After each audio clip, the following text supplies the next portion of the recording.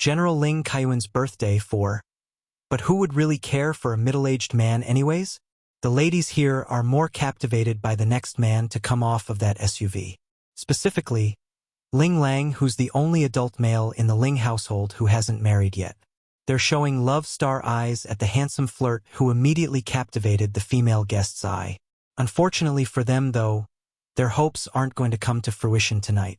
Instead of greeting all those fancying females, the guy remains preoccupied with opening the passenger seat door for his important guest.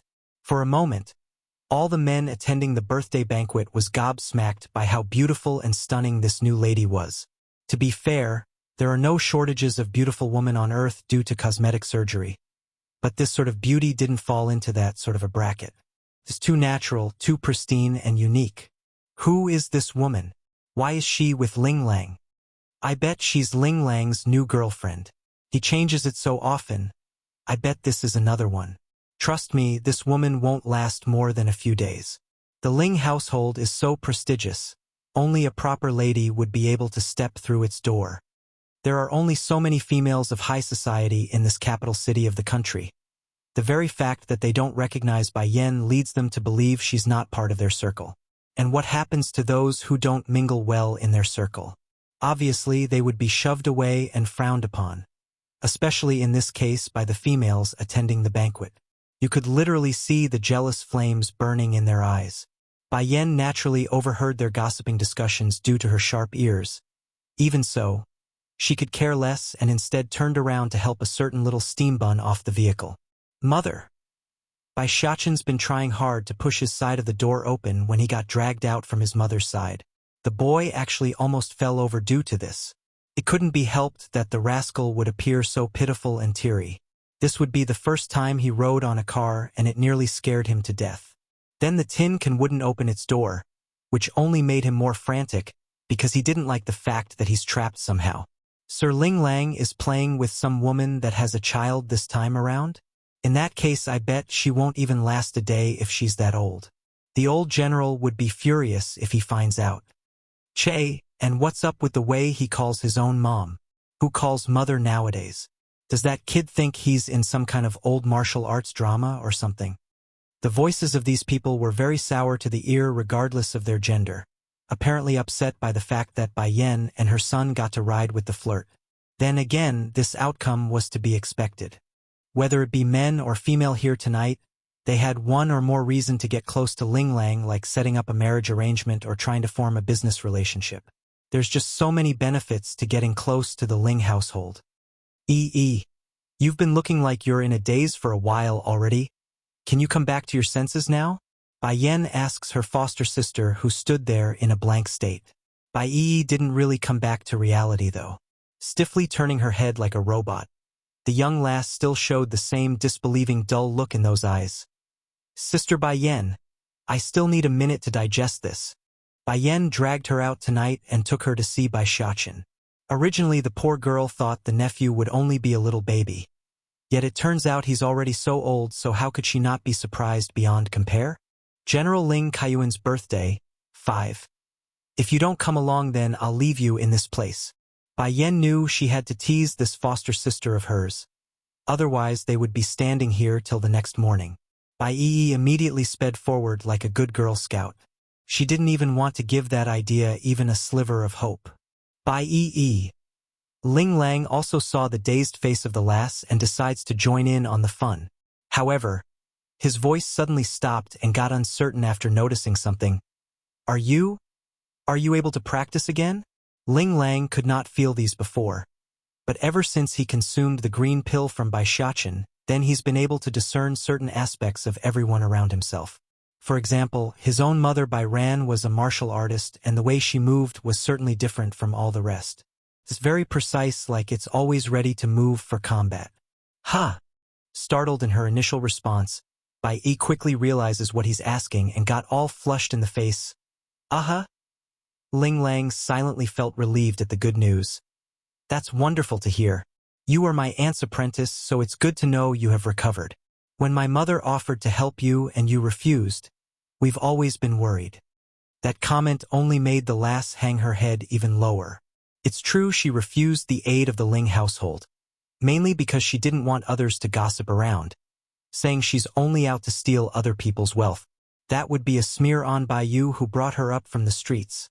A sin Bai Yi would never allow for her late teacher. Therefore, the lass would rather live in a basement than to take charity from others. Those females at the entrance were already jealous to begin with due to Bai Yan's presence. But this time they're downright showing contempt for Bai Yi, who got the opportunity to speak with Ling Lang. In fact, it's so bad that one of them actually openly chuckled for everyone to hear. Ling Lang's footsteps suddenly stopped at the noise, turning to glare at the individual woman. Your parents never taught you that it's not okay to mock others behind their back? Just listening to you all talk about others is hurting my ear and making you all look very ugly. Sure enough, the smile in those ladies' faces disappeared. They couldn't believe this for one. How could the flirt hear their conversation when it's so low? In reality, though, the average person wouldn't be able to. The reason why Ling Lang could in this case was due to the fact that he's evolved into a real genuine martial artist. The very same type that could break rocks and chop bones with his fist, that kind. Merely picking on some noise nearby had become an easy task for him after consuming that green pill. Sir Ling Lang, you misunderstood us, One of the females in a bright red dress wanted to explain but was cut off by a voice from inside the manor. Ling Lang, why are you not coming inside yet? Recognizing who this individual was, the sorry excuse of a guest that wanted to make an excuse stopped in her tongue. She's now looking on with delight at the expected drama that's going to unfold. Mrs. Ling is here. I like to see how that woman with a brat tagging along is going to play this. She's definitely going to embarrass herself. Coming out of the manor was none other than Bai Ran, of course. She saw her son, so she called out, but her gaze had locked onto Bai Yan right away and then shifted to the little figure standing next to her niece. Immediately, Bai Ran got all elated in the face, as she quickly walked over to reach out for a big affectionate hug. Yan, I knew you would come today. Your uncle has been waiting for you already. This child is Xiaqin, is he not? How lovely is he? The boy got your eyes, you know. Grandauntie Ran, you are so young and good-looking.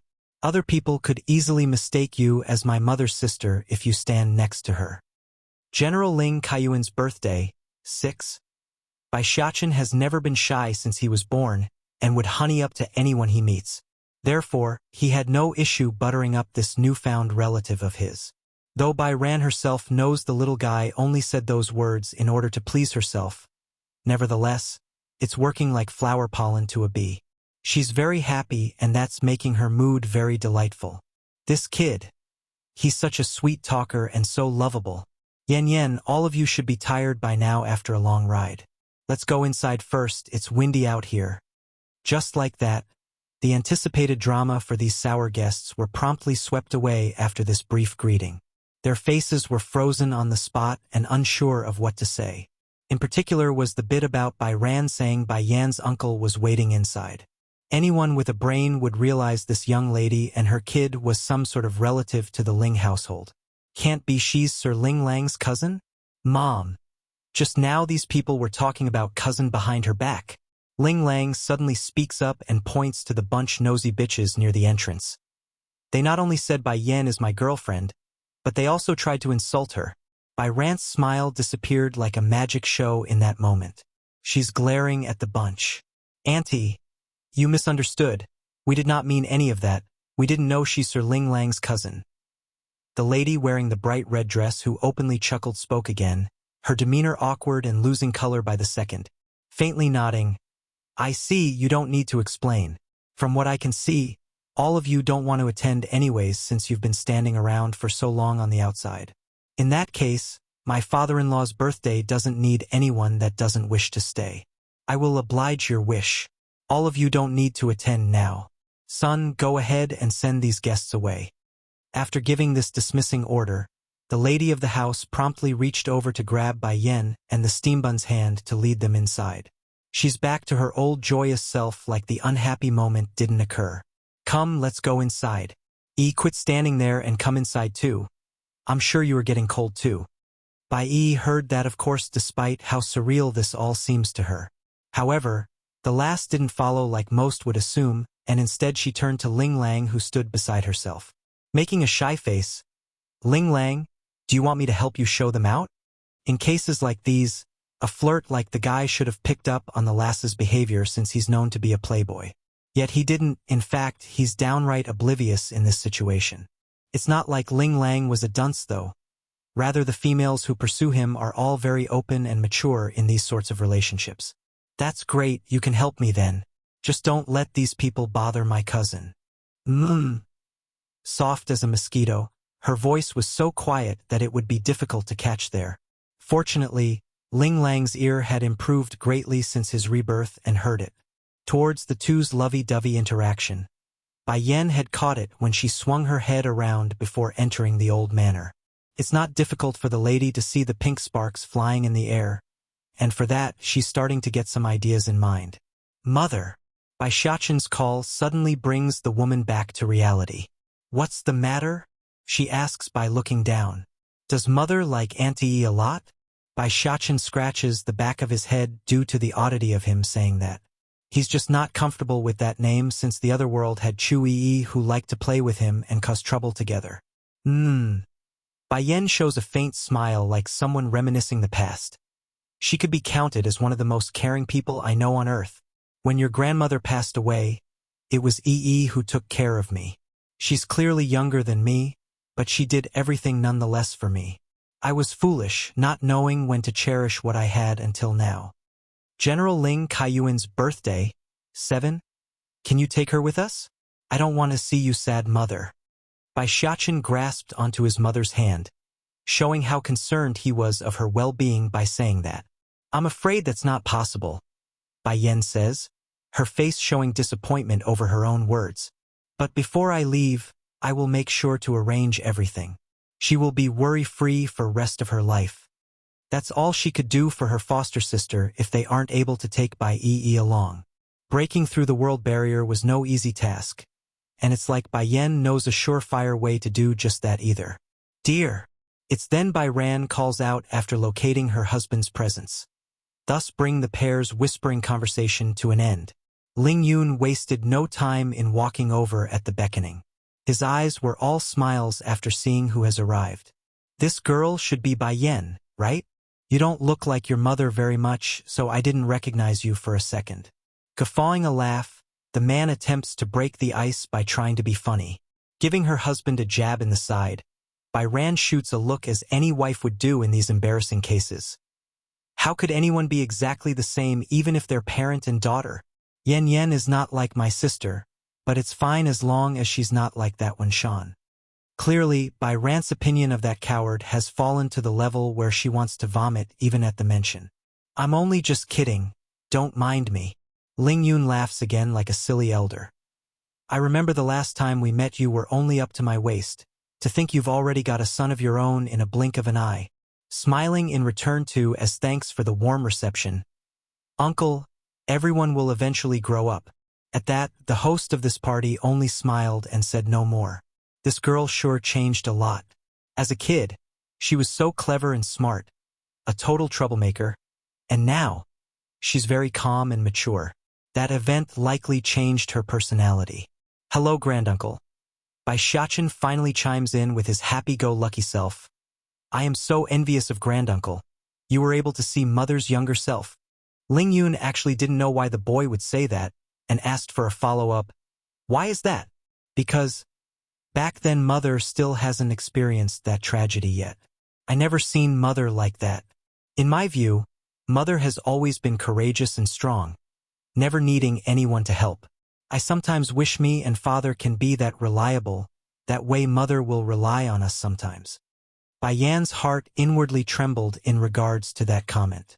Tightly hugging her son, she felt so happy to have this sensible child as her boy to the point it's making her feel guilty. Ling Yun's face grew even more surprised. Before Ling Lang mentioned you are not like a normal child. Now I can see why he said that. Xiaqin, you're much more mature for your age by thinking that way. Bai Xiaqin giggled delightfully at that. Mother suffered too much. If I'm not more sensible, then it will only cause my mother more worry. Ling Yun's been left astounded at this point. He's very envious of Bai Yan having such a filial son while he himself had such a heartache of a flirt. Is Yan Yan here? An old voice eventually came from the rear, causing Bai Yen to turn around and see that old figure slowly strolling down from the second-floor staircase. "Dad, it's Yen Yen." "Haha. It's great that Yen Yen is here. I haven't seen this child in more than a decade." General Ling Kaiyuan's birthday, 8. Yen Yen sure have grown compared to her old child self. She's so mature now. But then you are still the focus of the crowd whenever you come.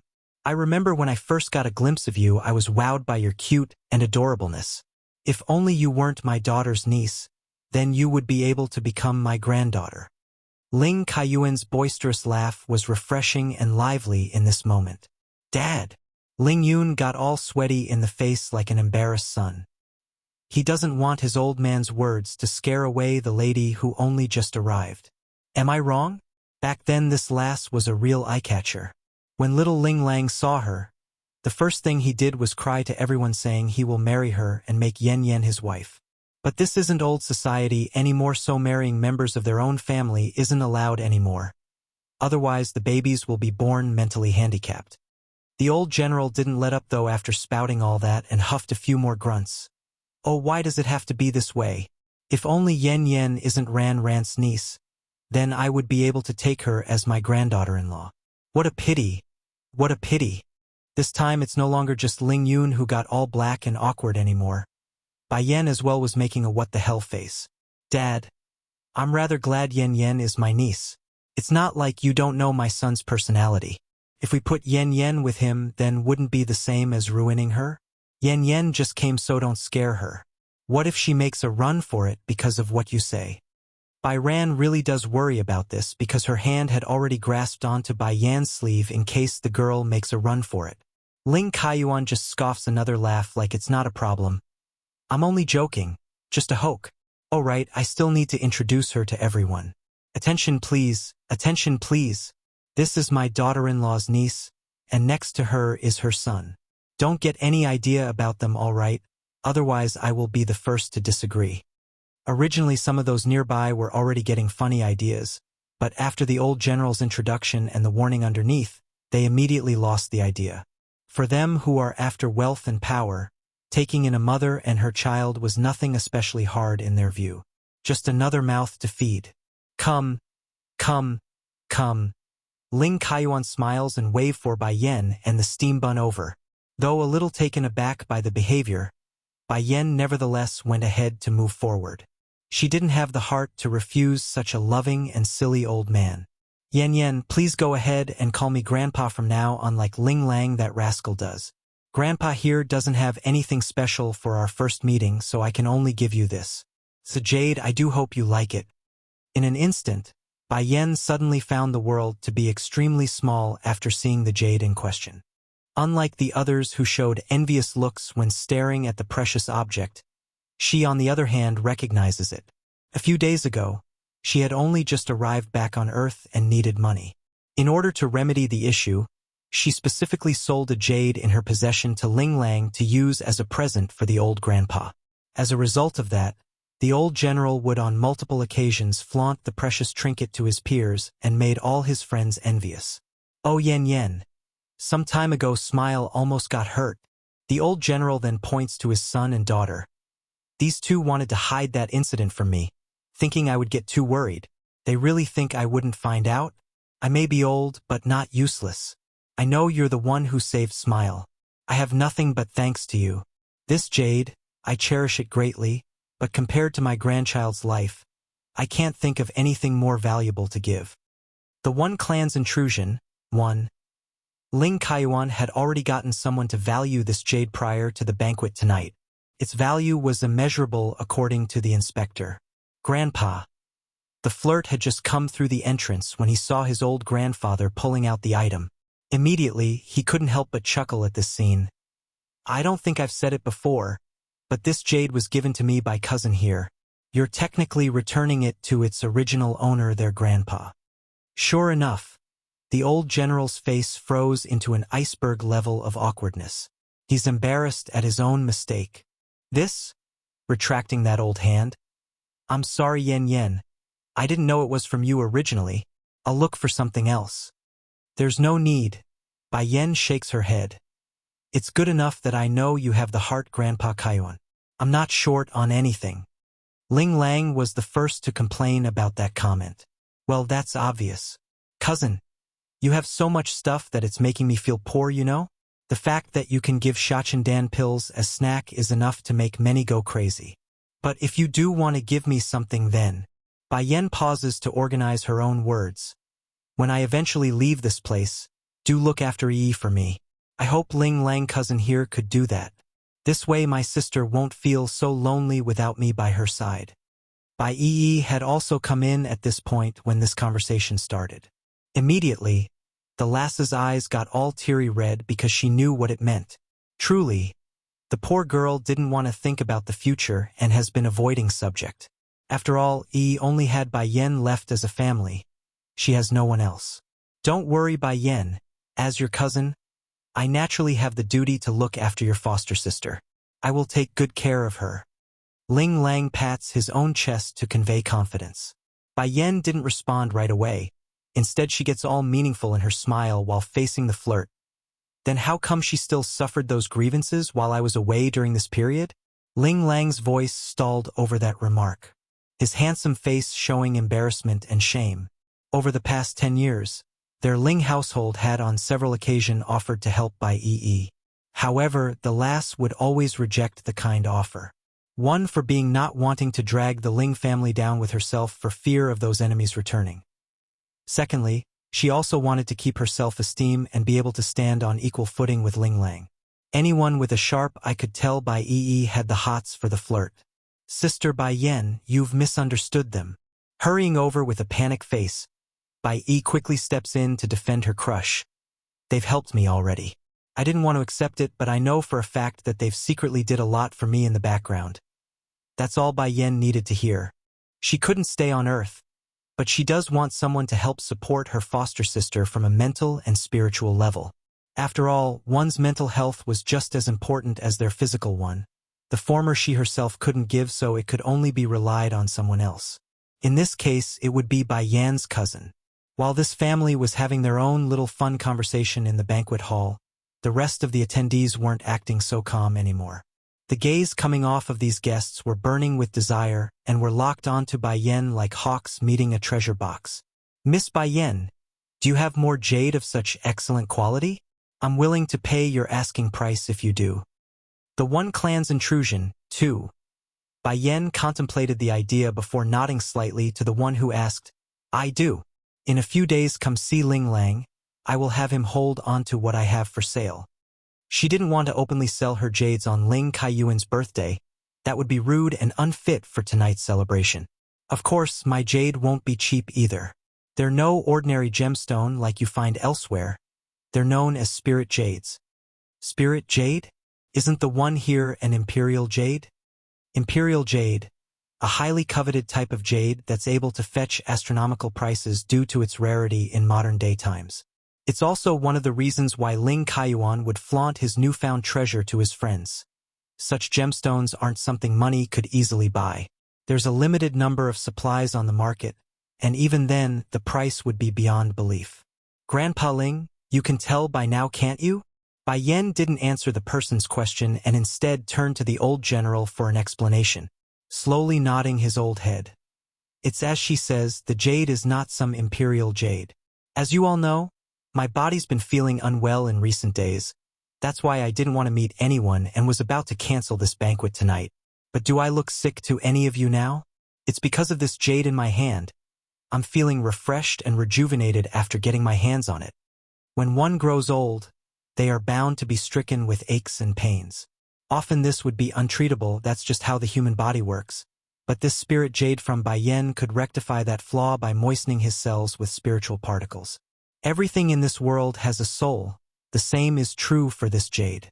Materially, it's no different from an imperial jade like this guest says, but it's also a jade that's able to bring in the spiritual energy around us. For that reason, Grandpa Ling is able to benefit by indirectly absorbing the spiritual energy as well, thus helping him feel rejuvenated. So, what's everyone's take on its value now? Naturally, the claim seemed outlandish in the eyes of these people, but the proof was there with the old general standing before them. The word of the powerful and influential beats any scientific reasoning. That's how the world works and will always work.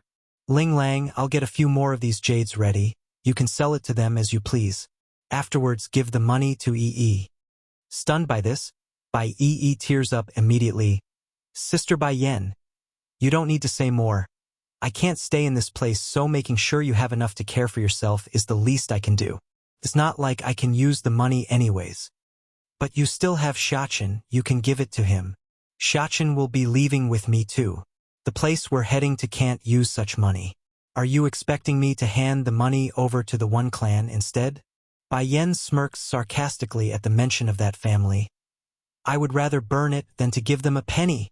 That only made Bai Yi sound more pitiful as she started to sob. Sister Bai Yen, where are you going? Can't you take me with you? Following that plead, Bai Ran and the rest also started to focus in on Bai Yen because they're getting curious. Nowadays, taking a plane abroad was a simple gesture of pressing a button through the computer. Why would anyone claim they wouldn't be able to use money? I can't tell you the details for the time being. If fate lets us, then we will meet again in the future. Bai Yen consciously glanced over to Ling Lang. I hope you will eventually be able to get others to care for you instead of only you caring for others. Don't worry about me, Yi. I will live very well.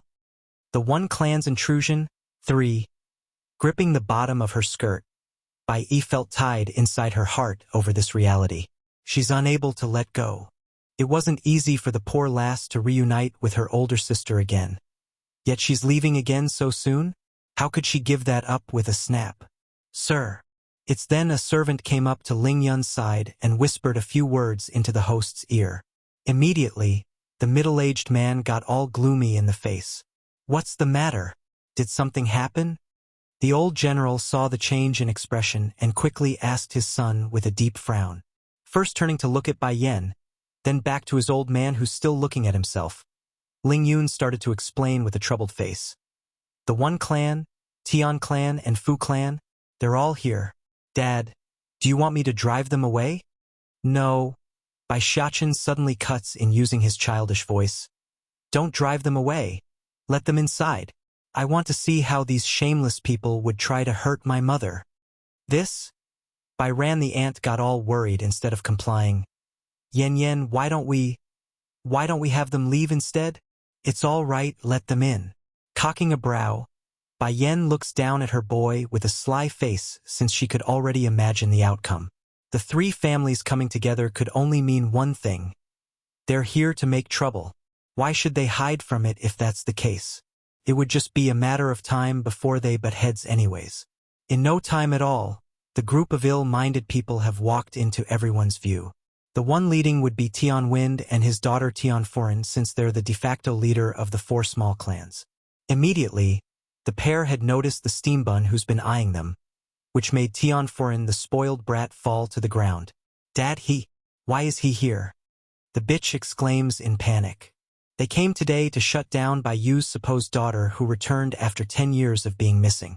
Yet instead they come to meet Bai Xiachen for a second time in this event.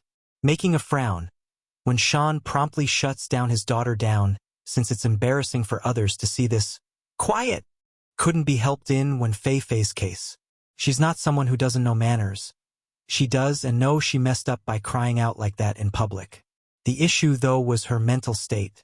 She's been suffering every day since Bai Yen fed her that poison, thus not only making her unstable and losing an unhealthy level of weight. She's also miserable and wanted to vent. Who is this boy to you? When Shan gloomily asks his former daughter after glaring down at the steam bun. Smiling with derisiveness, Bai Yen bluntly replied, My son, my son. These words outraged the coward, going livid and green, when Shan lashes out with vigor in his voice. You rebellious girl, you bring shame to me. How old is this boy? You dare say he's your son? Are you implying you had him when you were only 14? How can you face your deceased mother by committing such disgrace? The One Clan's intrusion. 4. Wah! The crowd instantly flew into an uproar over this shocking truth. They assumed Bai Yen would be around 40-something since her boy was already this old. To think she's a 20-something-year-old was unimaginable for them. After all, It's not surprising to find a middle-aged woman to maintain their face this well, since there's so much beauty products around in the market. Against the reprimand, Bai Yen only scoffs a snicker. The one to be sorry to my mother is you, isn't it? Originally you claimed to be in love with my mother. Then when crisis strikes the Bai clan and my mother, you abandoned her in a blink of an eye. How do you have the face to lecture me when you commit such disgusting acts? Taking the steambun's hand, Bai Yen pushes forward with strength in her posture. You said that no man in this world would sacrifice themselves for a woman? If you had to choose, you would always choose power over a woman. Those were your own words, is it not? Now looking back at things, Bai Yen really does find it ridiculous on how selfish this man was and why her mother would like someone like that. When Shan's face had gone green by this point in how livid he felt. You unfilial girl! I am your father, yet you would talk to me that way? I do love power more. But that doesn't mean I don't love your mother. If I didn't love her, then why would I marry her? Bai Yen only chuckled at that retort. For you, a woman is no more than a tool for pleasure, is it not? If you really did love my mother, then you wouldn't have remarried as soon as she's passed. Not only that, you also cheated on her while she was pregnant and produced an illegitimate daughter on the outside. After the One clan moved to this capital city, only when Fei Fei and her mother Chai Moon had followed along. That meant aside from Bai Yen herself and the Ling household who doesn't like to spread rumors, no one here really knew there was another daughter. Nor did they know when Shan had another wife prior. Bai Yen, shouldn't you blame your own mom first if my dad cheated on her? If she's that good, then how could a husband go look elsewhere? At the end of the day, it's your mom who failed in her duty as a wife. That's why I was born. When Fei Fei suddenly cuts in, her voice venomous and condescending. To sum it up, she wants to pin the blame on Bai Yu, who's already dead, while they themselves had done nothing wrong like usual. Fei Fei, when Shan snaps back at her own daughter since he had more sense than the girl herself.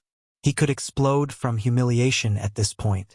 Despite the outburst, when Fei Fei continues to protest like someone that didn't know why they did wrong. Dad, I am helping you? You shut up for me first. There's nothing for you to say here. When Shan says in exasperation. The One clan's intrusion. 5. Chai Moon is such a gentle and clever woman. Why is this daughter of mine not inheriting her positives? Fei Fei is always bringing me trouble. The coward thought, disappointment starting to flicker in those eyes. As expected, when Fei Fei did not shout anymore after being yelled at. She's still very much afraid of her old man in this family. Nevertheless, the glare she's showing against Bai Yen remains strong. Meanwhile, for the rest in the banquet hall, everyone attending has been blown away with incredulousness. This was especially true for those madams and ladies here tonight. For one thing, none of them would like their man going out to cheat. But to hear someone like when Fei Fei acting so strong and just while the main daughter stood around simply baffles them. Che, a husband stealer will always be a husband stealer. It's bad enough the guy would cheat on the wife, but for the husband stealer to pin the burden on the wife is just unbelievable. This is a real eye-opener. I know, right? Who would even think like that? This is honestly the first time I met someone so shameless.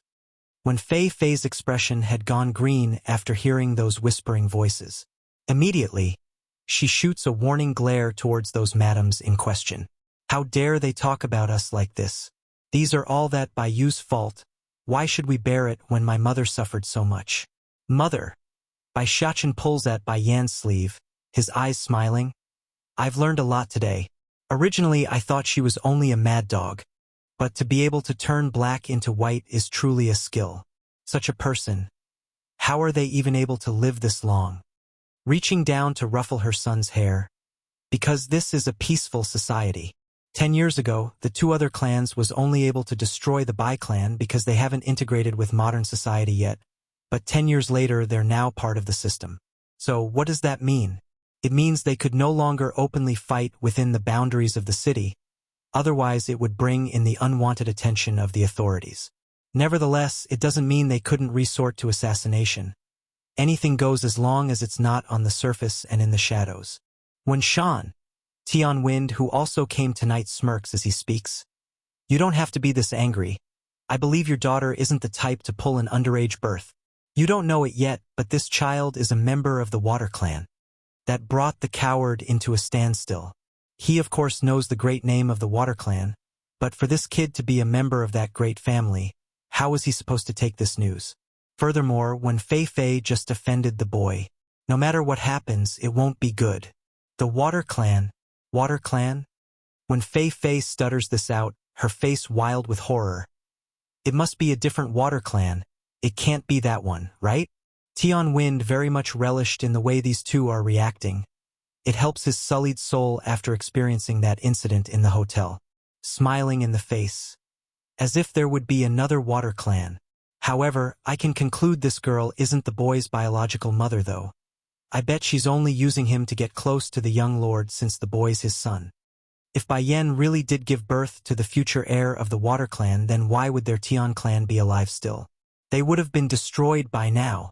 From that fact alone, Tian Wind could conclude the relationship between the pair must be non-biological, perhaps even a lie. This boy, he's not only a member of the Water Clan, but the child of the current young lord? When Shan and when Fei Fei both appeared frozen like a rock, their faces going white and green at the same time. Ridiculous thought one. Dad. When Fei Fei finally flew into a panic. Reaching to catch her father's sleeve, her eyes showed horror like never before. As the daughter of the one clan, how could this bitch not know the importance of the Water Clan? In this country, almost every martial family or power must submit to the Water Clan lest they be crushed by their fellow peers. If I knew he was the little young lord of the Water Clan, then I would never have said those things. Why did I do that? Will he order his people to kill me? What will happen? No. No. Thinking up to here, when Fei Fei's expression was bordering on the line of tears. She's ready to cry and lose her mind. Bai Ran the aunt heard this also of course since she's so close. Turning to stare at her niece Bai Yan. Yen. Shachin Is he really the little young master of the Water Clan? Then your relationship with Shachin, are you two really parent and child? They had only heard of Bai Yan say by Shachin being her son. They never heard anything about them being blood-related. Perhaps a stepson? After all, a 20-something woman having an 8-year-old son was difficult to imagine. It's not unheard of, just difficult to comprehend when it's so close to home. Bai Yan didn't directly refute the idea. Instead she looked down at her boy and thought for the proper wording. He is indeed my son. There's no question about that. As for his father, I guess you can say he's the young lord of the Water Clan. Di Tsong came to Earth using a borrowed body and his own soul. Therefore it's technically correct to say the young lord was the Steambun's father. Sure, biologically it's not, but the most important part wasn't the genetics, it's the bond they share and feeling they had for one another. Take for example adopted orphans. Would a parent consider such a child not their own after building up a bond? Of course not. Mom, why can't I understand anything what you're saying? Ling Lang rubbed his own temple with a frown. What is the Water Clan? And what is the young lord? What does some other family have to do with ours? Bai Ran simply smiled bitterly before answering her own son. Ling Lang, I only found out these things while your grandmother was still alive. The specifics I can't tell you, but I can only say one thing. This Water Clan, no one can afford to provoke them. No one can provoke. This warning made the flirt feel dizzy and light in the head because this would be the first time he's ever heard his mother rate another family so highly. Who could possibly be so dangerous that they're off limits? Wouldn't that make that Water Clan more powerful than the 4 martial clans here in this city? Lang, you have also stepped into the realm of a martial artist now, so I'm sure you understand the power they wield. In terms of status, the members of the Water Clan would be equivalent to gods in these parts of the world. Do you understand now? Not even the government would want to get into a conflict with that family clan because they really do have people in their ranks like that, manipulating powers beyond our imagination. Thankfully Bai Ran had more head than his own son. Regarding that last bit, she only whispered it and made sure others couldn't hear. The flirt grew even more shocked in the eye as a result. In this world, there really are people who's able to train until they're gods. Mom is only telling you this because you're part of their world now. Don't tell your dad and sister though. Whether or not Smile wants to be part of it will be her choosing. I want that girl to pick her own future. As for your dad, me and him, we just want to be normal people and live out our lives. Ling Lang nodded stiffly at that request, feeling a surge of courage like he's never had before. If there's really a way into godhood, then I will step into it. I'm a man, and a man must fight to the end. Ridiculous thought, too. However, it would not be until Ling Lang becomes an immortal at Bai Yan's level would he understand being a genuine cultivator wasn't the ending, but the beginning. The path of cultivation was never ending, limited only by the individual's will and fortitude. Mom, I see then. Also, don't listen to their gibberish. Just look at cousin and how clingy Xiachen is to her. There's no way they're not related. The flirt had a very good impression of this nephew, so he's all in on supporting the steam bun. And if others claim otherwise, well, he doesn't mind giving them a beating to teach the blabbermouth a lesson. Of course, the premise remains that he could come out on top during the fight, that is. Ho ho. The flirt's comment there didn't escape Tian Wen's ear though, making a sly smirk after being indirectly called a liar. That's only because the little young master has an innocent heart and is easily deceived by others. Little young master, this woman is only trying to get close to you in order to carry out her bad intention. I also hope you can understand this point and not be fooled. After all, your father is a prestigious and important individual. Many would do anything to marry him, let alone cheat some young child to their advantage. Do you understand my meaning? Some of the guests may not understand what's going on still with the whole Water Clan detail, but this comment from Tian Wind was easy enough to grasp. Che, so this woman isn't the boy's biological mother? How dare she call someone a husband stealer when she's a husband stealer herself? What a hypocrite, calling someone else out when she herself is one as well. Bai Xiachen had very good hearing, so he immediately got cold in the face when they started to gossip. As a way to vent his anger, the boy promptly rushed at the bastard who dares to downgrade his own mother by punching Tian Wind in the chest. Immediately, the guy loses his own balance and allowed the steam bun to sidestep to one side and trip him fully by kicking him in the ankle. Just like that, using two simple maneuvers, Bai Xiachen was able to cause someone that's capable of flipping a car into falling heads over heels into the floor and making a mess of himself. Dad! Tian Forn exclaims in shock over her own papa's untimely fall and wanted to help. However, the second she moved was when the steam bun struck with that cold hard glare, thus causing her to freeze on the spot. This kid. He's so cuddly and cute in the face, yet those eyes are so frightening and terrifying. As if I wouldn't know who my mother is? Are you implying you know better than myself? Bai Xiachen's childish voice slowly rang across the banquet hall, leaving it dead silent due to how oppressive it was, like a king facing his subjects. She is my biological mother, also me and my father's most precious person. My father only sent me here because he doesn't want mother to tarnish her own hands with your people's blood. That's his exact words. In that moment, Tian Win's expression had gone deathly white.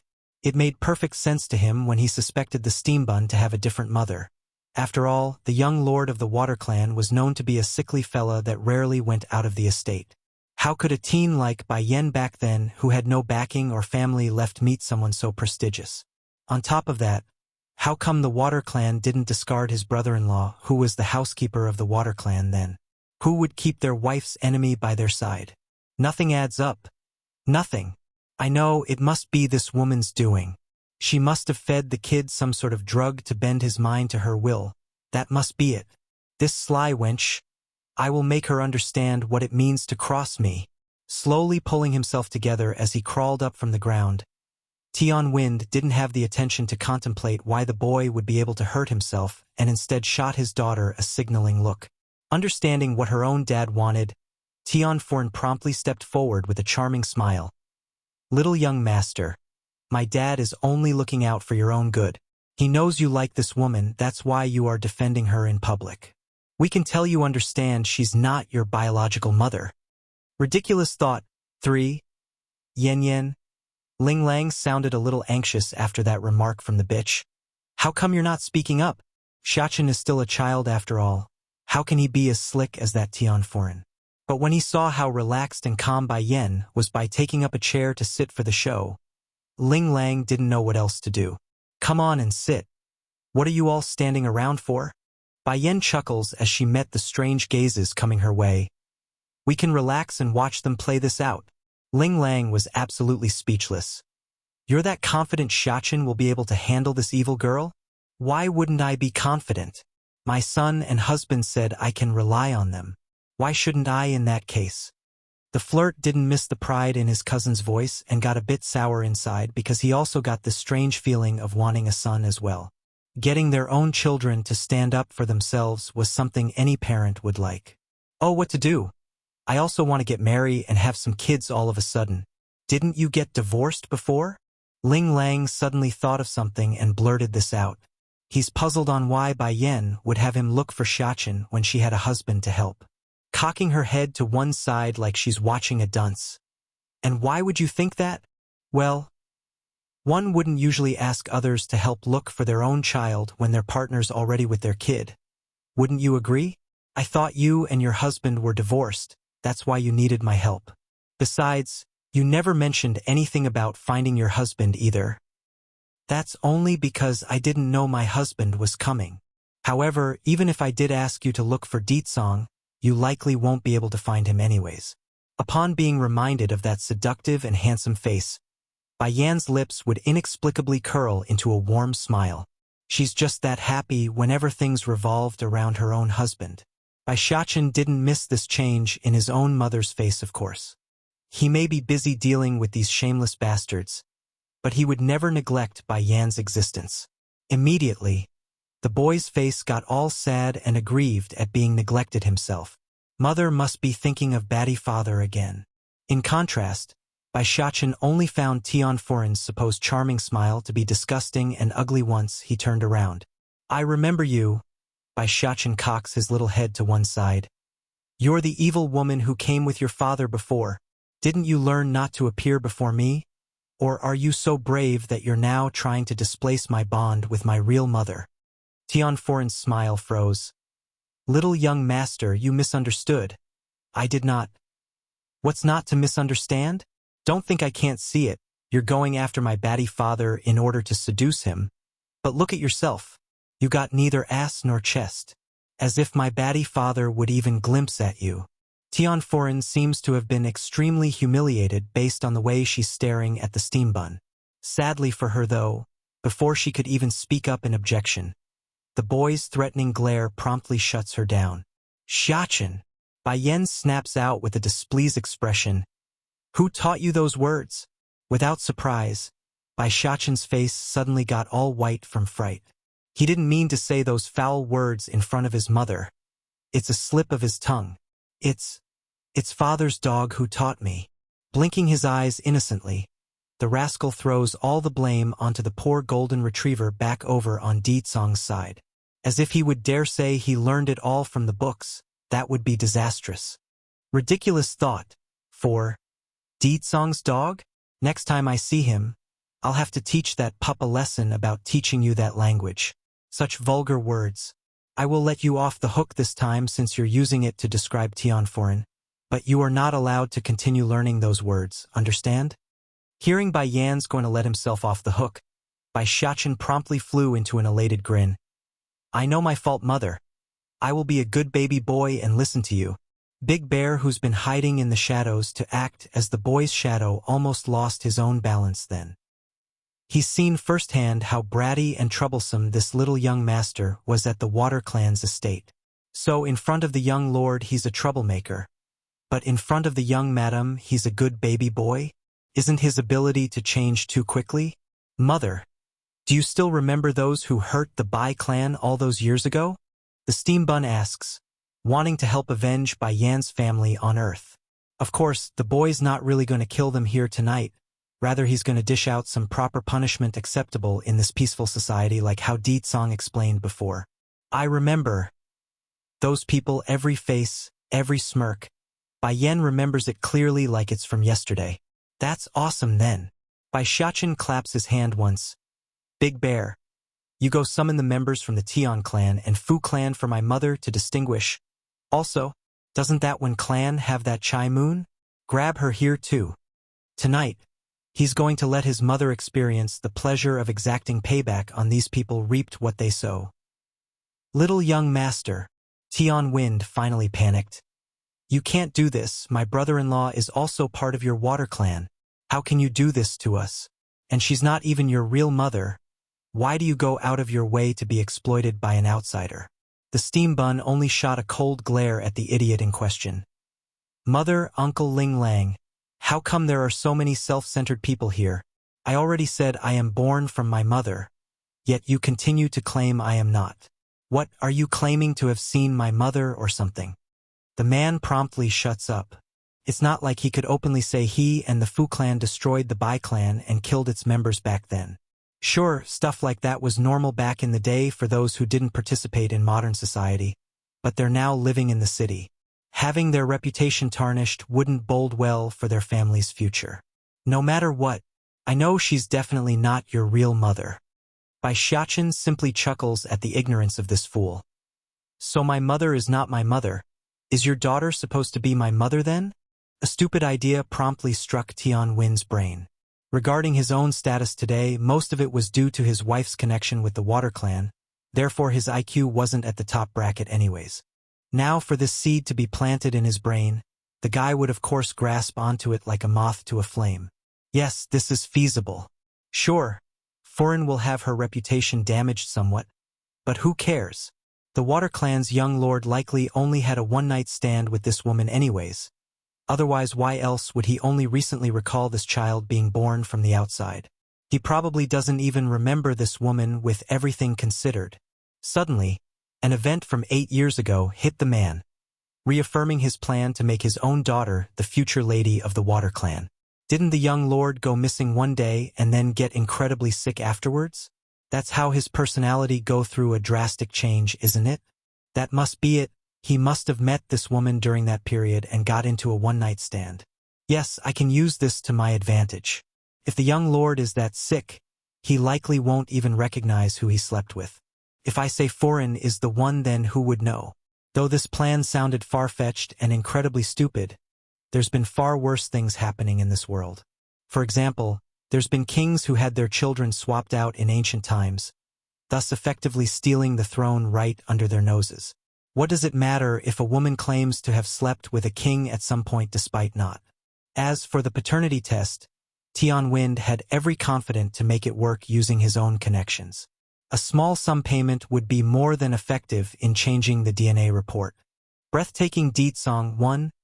Little young master.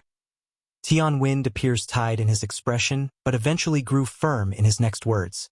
Since you found out, then I won't keep the secret from you. 8 years ago, it was indeed my daughter Foreign who had a one-night stand with your father. She gave birth to a son, and that son is you. PFFF. This time not even Bai Yen could hold back herself and spurted out the tea she was sipping. Taking the offered napkin from the flirt to wipe the stain, the lady immediately showed a sarcastic smirk after regaining her composure. She couldn't wait to see how these people are going to swing the story because it's truly enlightening. Bai Xiachen, on the other hand, wasn't so amused. Rather, he's stunned beyond belief. Truly, he never thought a person could be this shameless. How can he even say that? Does he take me for a fool? You claim that the mother whom I've been with since I was born is a fake, while your daughter, who I don't even know, is my real mother? The steam bun found it hilarious just saying that, let alone believe the humor in that claim. For one thing, he was born in the other world, not here on Earth, so the idea held zero ground to stand on. Yes, after giving birth to you, Foreign became too afraid and abandoned you. She did not expect you to be picked up by this woman over there. Therefore, she's only your adoptive mother and not your real one. Anyway, we've already offended this kid. What does it matter if we go all the way? At least we will have a sliver of hope if things work out. Dad! Tian Foreign popped her eyes in shock, not able to hold back the trembling in her body due to the anger flaring out. Her willingness to accept the sick medicine pot from the Water Clan was already a great concession on her part. Now her own dad was going to ruin her reputation? What would the others in the capital think? How was she supposed to continue living here in this city? All of these claims are nothing small. They're all very heavy-handed claims. First at getting pregnant before marriage, then discarding a baby. Little young master. Tian Wen ignores the way his own daughter was looking at himself and continued with the farce. From the first time we saw you, Foreign already knew you were her child. The only reason she didn't come out and tell you was because she didn't want to scare you, however. I could no longer stand idly by knowing someone wants to use you to their advantage in order to get close to your father. If you don't believe me, then we can do a DNA test for clarification. The hospital will have the proof you need. As long as Bai Xiachen was willing to go to the hospital with him, then everything's set in stone. Making a false report would be a piece of cake. By then their Tian clan would stand at the top again with his daughter leading the helm of the Water clan. Against that suggestion, members of the Ling family here were all beginning to go crazy. This was especially true for the old General Ling Kaiyuan, who started to frown deeply in the face. But then, just as the old grandpa wanted to lash out at the shamelessness of these uninvited bastards, a light chuckle cuts in and stops him. The laughter was taunting and full of contempt, thus resonating loudly in this quiet banquet hall, who are now entirely drawn to the source of this voice, Ka Bai Yen, who was sitting there holding the stomach in a laughing fit. Breathtaking deed song too. Originally the stares coming by Yan's way before were that of captivation and astonishment over her stunning beauty, but now after that oral exchange, the guests are staring at her with near contempt for the lies. After all, in comparison to an unknown lady who came out of nowhere, these individuals from high society would much rather believe Tian Wen, since the guy held a decent reputation in public. Xiachen, come here. Bai Yen beckons her son over with a wave. Initially the steam bun was ready to explode like an angry lion, but after hearing his mother's words, that irate feeling promptly subsided and was replaced with a docile mood of a kitten. He toddled over so smoothly that it's difficult to imagine the lad getting angry at all. Tian Wind didn't miss this at all. Immediately, a surge of anger sprouted within the bastard's heart at the sight. What sort drug did this fox demoness feed the little young master? How can he be so obedient to her? The guy only intended to say that inwardly to himself only, but due to his own carelessness, Tian Wind accidentally blurted this comment aloud for all to hear. Fortunately, that way of addressing someone didn't sound derogatory for the likes of the steam bun. He only found it strange, which made him furrow that little brow in confusion. Mother, why would he say you're a fox? Bai Xiachen asks his mother. Batty father and me is clearly the fox, not you mother. Why are they calling mother a demon? It doesn't make sense. It's okay, Xiachen, don't dwell on their wording. The word fox has several layers of meaning on Earth, so I'll explain it to you later. Also, this isn't our home, so killing in public was too bloody for these people, especially on Grandpa Kaiyuan's birthday night, which needed calm and peace instead of panic and fear. Therefore, Bai Yen didn't want to see death tonight, otherwise it would affect the Ling family negatively for years to come. Of course, there's no way the Demon Queen would let these people off the hook. They are going to pay, fully in fact, just that she intends to make them pay the interest only for now and leave the main dish for another suitable day. The female head, Fu Qing Ran of the Fu clan, who also came tonight, wasn't as brainless as Tian Wen though. She's always been the careful one among the 4 martial clans in this city and did everything by proxy. Therefore instincts told her it's better to slip away while it's still possible. Hold it! Bai Xiachen calls out after seeing the maneuvering escape in the back. If you dare leave, then I will break your leg. Fu Qing Ran instantly stopped in her feet.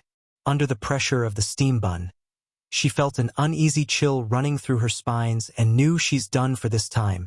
10 years ago, I shouldn't have gone with the Tian clan to destroy the Bai clan. I didn't even get any benefits from that event.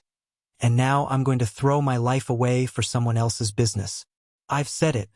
I'm here to exact revenge on behalf of my mother. Don't think for a second any of you are going to get off scot-free, especially the 2 of you who are so shameless. Bai Xiachen coldly says, his eyes directing to the 2 from the Tian clan. Just because you are stupid doesn't mean others are. I'm not blind, nor is my father. Breathtaking Deed Song 3. Bai Xiachen may have come only few a day ago, but even he knows the importance of public opinion in this peaceful society. They aren't going to stick around forever. Even if they don't care about their own reputation, they must still look out for Ling Lang and his family. That's what relatives and friends do. Look out for one another. Didn't you all want to know how my parents met? 8 years ago, my mother fell into someone's scheme and was drugged. In order to cure herself, She picked up my father, who was also injured at the time, and used him as an antidote. Tian Wind falters into a tremble after that bombshell of a news. That, maybe she made that up too. Bai Xiachen didn't care about the bastard's objection because it's not even worth acknowledging. It wasn't until 5 years later, by the time my mother and I encountered my father again. My mother knew who my father was. That's why she hid me from him. Unfortunately, I was eventually discovered by my father's subordinate and taken away. Father wanted to use me as a bargaining chip in order to make mother leave with him, but I was clearly the extra one in their relationship. My father would blackmail me on multiple occasions in order to help win mother over so she would go home with him. Bai Yan didn't know for certain, but she somehow got this feeling that her son had a very high level of grievance when going over the story from the past. Yen, so you? Bai Ran wipes some of the tears from the corner of the eye before reaching over to hold on to Bai Yan's hand.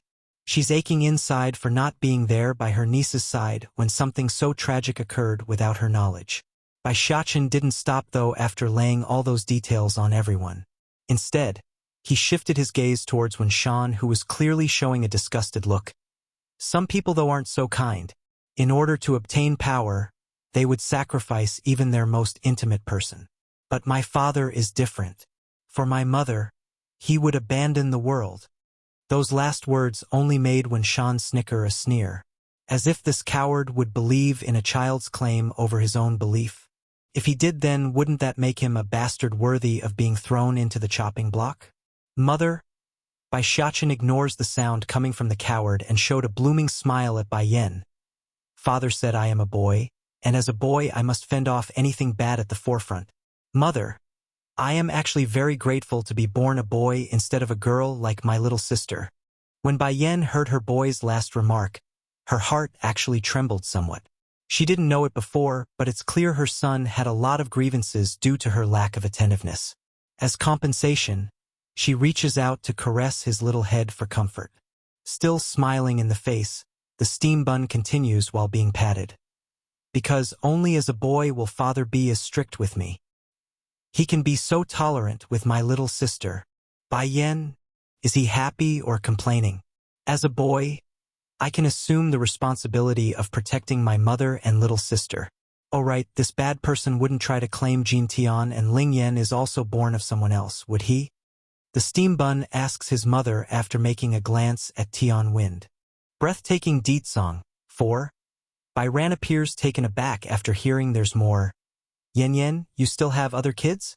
Why didn't you bring them along for me to see? I'm sorry, Aunt, but they're too young to travel still. Right now they're being taken care of by my husband's people. Tian Wind felt like his head spinning at this point as well. The little young master has other siblings? Why haven't I heard anything? Ha! But unlike the surprise felt by others, when Fei Fei the stepsister decides to cut in with her snarling laugh. You expect everyone to believe that lie just because you say there are other kids? Who's going to believe your farce at a time like this? Fei Fei. When Shan urgently pulled the girl back to make her stop. This is the Tian clan's fight. Don't speak out when you are not asked to. As expected, the lass immediately got all red in the face after being reprimanded. In light of the embarrassment, she didn't stop glaring at her half-sister, who remains unfazed at the accusation. For when Fei Fei, she just couldn't get used to Bai Yan's way of speaking and found it arrogant and hypocritical. It's obvious she's obsessed with Tian Win's accusation and wanted it to be true. Suddenly, the ringing of a cell phone broke the tenseness in the air. Tian Wind was the first to react. Hurrying to answer his phone since it came from him. Hello, brother? What? The young lord is coming to the capital? You're also with him? He also wants to see foreign? Are you serious? Yes, right, we're at the Ling household's mansion right now. Today is Ling Kaiyuan's birthday.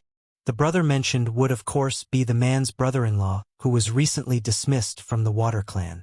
Therefore, it's no wonder why the guy would be so surprised and joyful to hear they're coming to the city and together with Deetsong at that. Foreign, the Water Clan's young master is coming. Haha, he also wants to meet you. From what your uncle said, he's likely here to marry you. If his daughter becomes the young lord's woman, then what does it matter if there's a son? My daughter can produce plenty of children in place of this runt. When Shan took this as his signal to act as well.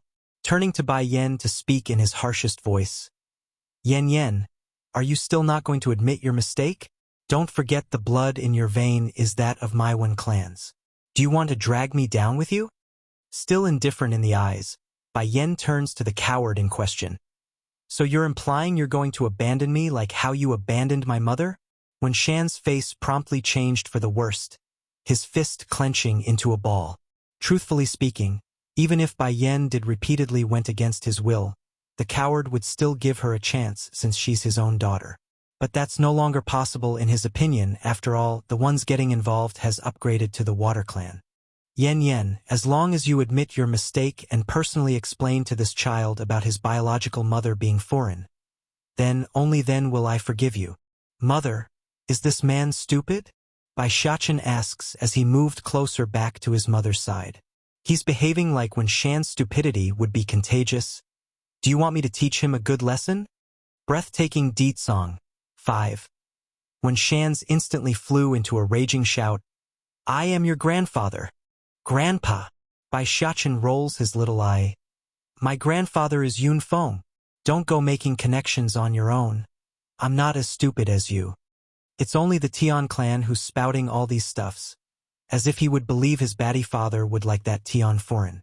He must be brain dead to be that gullible. In response, Wen Xin only showed a confused face. Yun Feng? Who is that? How come I never heard of such a person? All right, fine. Since you won't listen to my advice, then I won't recognize you as my daughter anymore. From this point forward, I am disowning you as my daughter. I gave her a chance and she did not cherish it. In that case, no one can ever blame me for giving up on her. Yen. Bai Ran suddenly intervenes and reached out to hold onto his niece's hand. Turning around to face the old general, she appears exhausted as she kneeled to make a kowtow. Dad, this will have to be my last time calling you Dad. In the future, you need to take care of your own body. That said, the lady bursts into tears like something bad was about to occur. Ran, what are you doing? Ling Kaiyuan became shocked by the suddenness of this behavior and shot his own son a look to move it. What are you standing around for? Hurry and go help your wife up. Ling Yun was just as shocked there, so it took a moment for the husband to respond. However, he didn't hold back once he did in helping his wife up.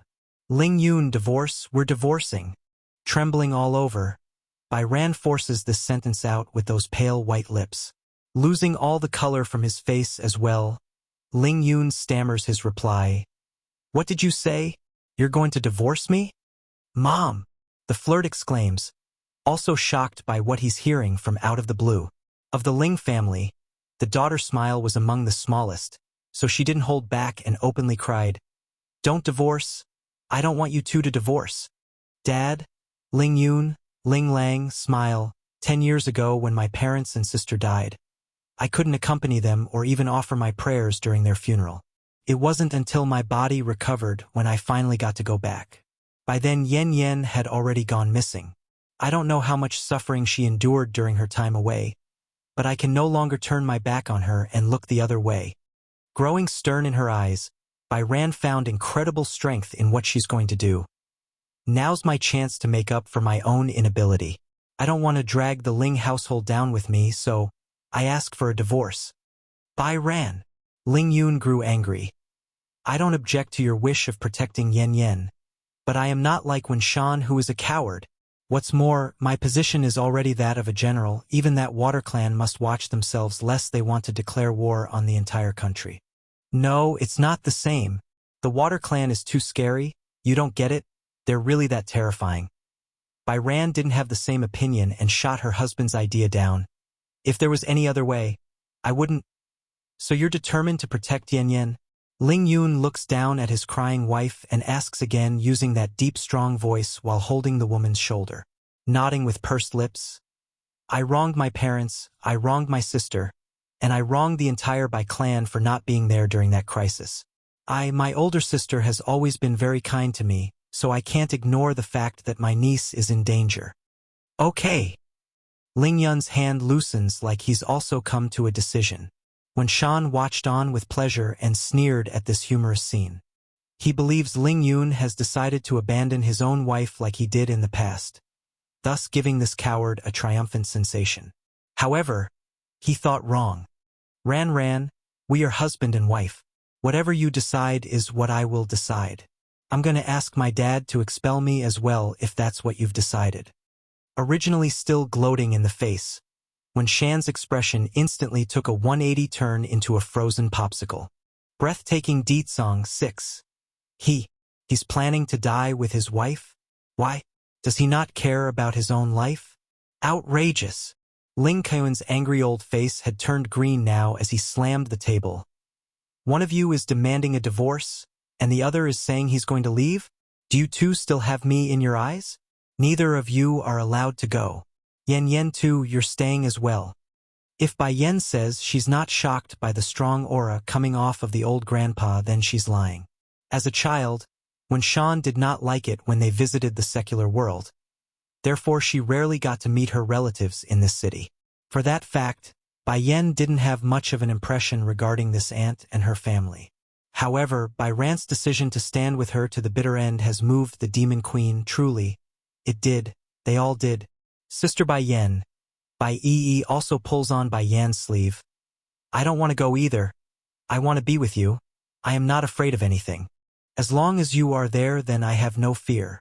Grandpa Ling Yun. Why are you like this when Shan too? Bai Xiaqin's childish voice breaks the heavy mood. Why are you all believing what he says? My father will only love my mother in this life. If you don't believe it, then you can ask my father yourself. It's exactly then. A powerful aura swept over from the pitch-black darkness of the night, catching everyone's attention despite not being able to verify who has arrived. Bai Yen was the first to locate its source. In that moment, a beautiful and handsome face reflected into her eyes. Though the man's appearance has changed, but the Demon Queen would never mistake her husband's iconic air. Deet Song's very existence exuded the dominance of a king, an arrogant king, but also powerful to the point it's suffocating. It's he who has arrived at the banquet hall's entrance, and it's he who drew the focus of all. Tian Foran was no different, of course, in this regard. Like all the females in this hall, she's currently eyeing the man with love-shot eyes. So this is the Water Clan's young lord? He looks so handsome. He's nothing like the medicine pot portrayed by those rumors. Involuntarily walking forward a few steps, the ignorant lass nervously places her hands on the chest like a maiden who just experienced the first spring. Deet Song didn't care about the unimportant like he always does in this case. He only wants to get to his wife who was clearly nearby.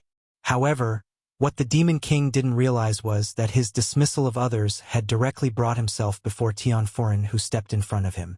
To make matters even weirder, Deet Song didn't come alone. He also brought the Water Clan's former housekeeper Yu Ran along. Without saying anything, the Demon King pushes his peasant of a servant forward and steps on his ankle, thus causing the poor guy to kneel before everyone. Tian Foran didn't get this, of course, on why there's third person between herself and the man of her dream. But the lass didn't have time to think though, for that charming smile was all that she cared for. OMG. How can anyone be this handsome? I'm going to die. I'm going to die. My heart. My heart. He's smiling at me. Lo, Lord. Tian Foran finally pulls her fanciful heart together. My uncle already told me why you are here. I'm willing to marry you. I don't mind your health being poor. Bang. Unfortunately for the love-struck girl, her words never got to finish in that moment. Why? Because the man in front suddenly kicked her across the chest and sent the girl flying into the dining table where all the food was placed. Naturally, the utensils and dishes came crashing down, but the hardest hit would be the pride of the one called Tian Foran. What just happened? Why did he kick me? You're blocking my way, eyesore. Deet Song's anger won. The man's wording was cold, ruthless, and bone-chilling like the devil itself. As a result of this, the temperature in the room promptly fell a few notches down and causes everyone to shiver out of instinct. This would be especially true for Tian Foran, who had curled into a ball after being knocked away, her eyes staring nervously at her own uncle. Unfortunately for the lass, though, Yu Ran, the former housekeeper, could hardly worry about his own niece right now. He just suffered a stomp on his ankle and wanted to howl in pain. However, He would never dare lose himself before Song. That would be suicidal. Song ignored the deafening silence which he caused, only quickly coming before the seated woman that was his wife who made him dream of this moment for years. Yen, his voice low and hoarse, full of magnetic attraction. I miss you so much. That's all Bai Yen needed to hear in order to make her body melt into a soft, mellowing mush of softness. Without thought, the lady gradually places her hand and leans in on that chest. He misses me, but does he think I don't miss him? Fortunately, he came to see me. Batty father, you're finally here. Bai Shachen smiles brightly as he tugged at Song's sleeve.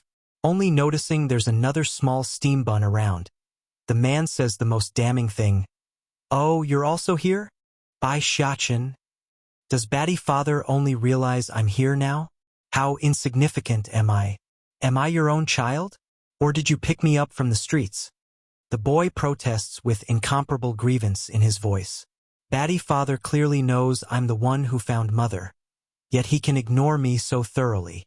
It must be because I'm picked off from the streets. I do hope you were picked up from the street. That way you won't be able to compete with me for your mother's attention. Bai Shachen became speechless, his eyes staring incredulously at his old man.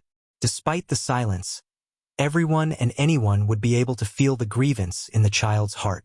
They almost wanted to cry for him since it's so heartbreaking. This son, is he really biological? Which father out there would worry about their own child competing with himself for the wife's attention? Batty father. Bai Shachen eventually shifts to the curled-up girl that's trying to hide her own existence after coming with a plan for payback. He's a sly fox, so he's going to act like one.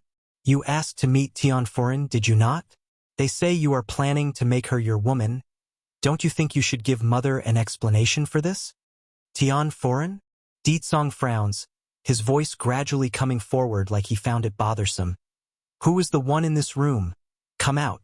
That said, the Demon King releases his grasp around Bai Yan's hand and scanned the room with his cold, hard eyes. Originally, the girl in question had wanted to speak up at being called, but that idea was instantly sapped out of Tianforen's body once she met those eyes. It's too terrifying, and obvious enough that it's not a good thing. Foreign. You ran. The housekeeper saw this and hastened to signal the niece. Unlike everyone else, this former housekeeper of the Water Clan knows hiding would only make the matter worse. You're Tianforen? Song followed Yuran's gaze and eventually locked onto the very girl he kicked away. A while ago you came to make trouble for my son. I naturally have to make sure you're here as well. That way I can dispose of you all at once. Boom! Song words were like a thunderbolt raining down above their heads. Tian Wind, who was still arrogant and proud at the man's arrival, had gone green until his face eventually turned to a deathly white of despair. The young lord only asked for Tianforen to punish her? Why didn't Yuran say it clearly at the time? That way it won't cause such a misunderstanding, compared with the despair of the fool who wanted to betroth his own daughter to the Demon King, when Shan only had a deep gash of regret cutting through his stomach. He's trembling with guilt when facing Bai Yen, who's indifferent to his stare. Song's anger, too. Bai Yen naturally knew what Wen Shan wanted in that look. However, her own eyes only spelled cold, hard hostility. Grandpa Ling. She then turns to the old general. I'm sorry to have turned your birthday banquet into this, but could you have the guests leave first? Ling Kaiyuan immediately pulled back from his shock and nodded. Ling Yun, go ahead and send our guests away. Also, everyone, I would like this event to be kept a secret. I hope you all understand. The guests appeared sluggish at first, but eventually got it anyways. They are not low in terms of status either and are accustomed to big events, but today's twists and turns had gone beyond their comprehension. Even so, it doesn't change their look of contempt towards Tian Wind, who made himself to be the biggest fool here tonight. What's this absurd lie about the child's mother being a fake? What's this about Tianforen being the real birth bearer? The own child's father has arrived to disprove such a claim. And the one clan as well, they're nothing good either. Regarding Wen Shan, they have mostly pieced together the whole story. In order to save his own hide, the coward would abandon this daughter and even side with the foe. They say a tiger wouldn't harm their own pup. In this case, such a saying holds untrue. Bang! Bending his knee, the coward hugged his head against the ground and cried, "I was wrong. I am wrong, Yen Yen. Please forgive me. I did give you a decade of love that isn't fake, right?"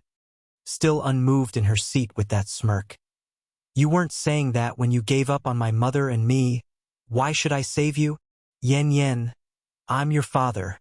How can you be so cold-hearted? I really know my fault. Can you please forgive me?" When Shan's face showed all the features of a guilty one, the typical behavior he's become accustomed to when his life's on the line. Getting hard in her voice now. "If you do not want to die, then shut up. I'll settle the matter with you afterwards. First is the Tian clan. It's time they pay for their debt." This holler promptly shuts the coward up. He could see the killing intent in his former daughter's eye, and for that he's scared. "Batty father?" Bai Xiachen smiles innocently. "Tian Foreign not only made trouble for me before, her old man also said mother is not the one who gave birth to me and insisted I'm wrong for not believing them. These people are so funny. As if I wouldn't know who gave birth to me? They must be quite slow in the head or something." Without surprise, Di Tsong's eyes narrowed in at this news like a predator finding its prey. He's not concerned about them bullying his child. Rather, he's mad that they would insult his wife. I didn't make trouble for the little young master. I only went to seek an audience that day." Tian Foreign crawls backward in a panic after blurting this out. "Because the last time you grossed me out, that's how you made trouble for me." The steambun shrugs, not caring in the least about the excuse.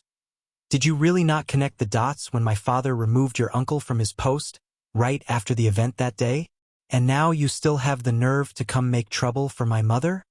Di Tsong's anger 3. That matter can be kept to another time. Di Tsong slowly comes before Tian Wind, who was now cowering in fear. "First, I want to know, when did my wife become an imposter for my own child? How come I didn't know this?" Lord, you lost your memory 8 years ago. That's why." The bastard gulped, his throat itching from a dryness he couldn't describe. "Maybe this is my last hope. If I can swing this detail to my own advantage, then I can still push Foreign to this man's side."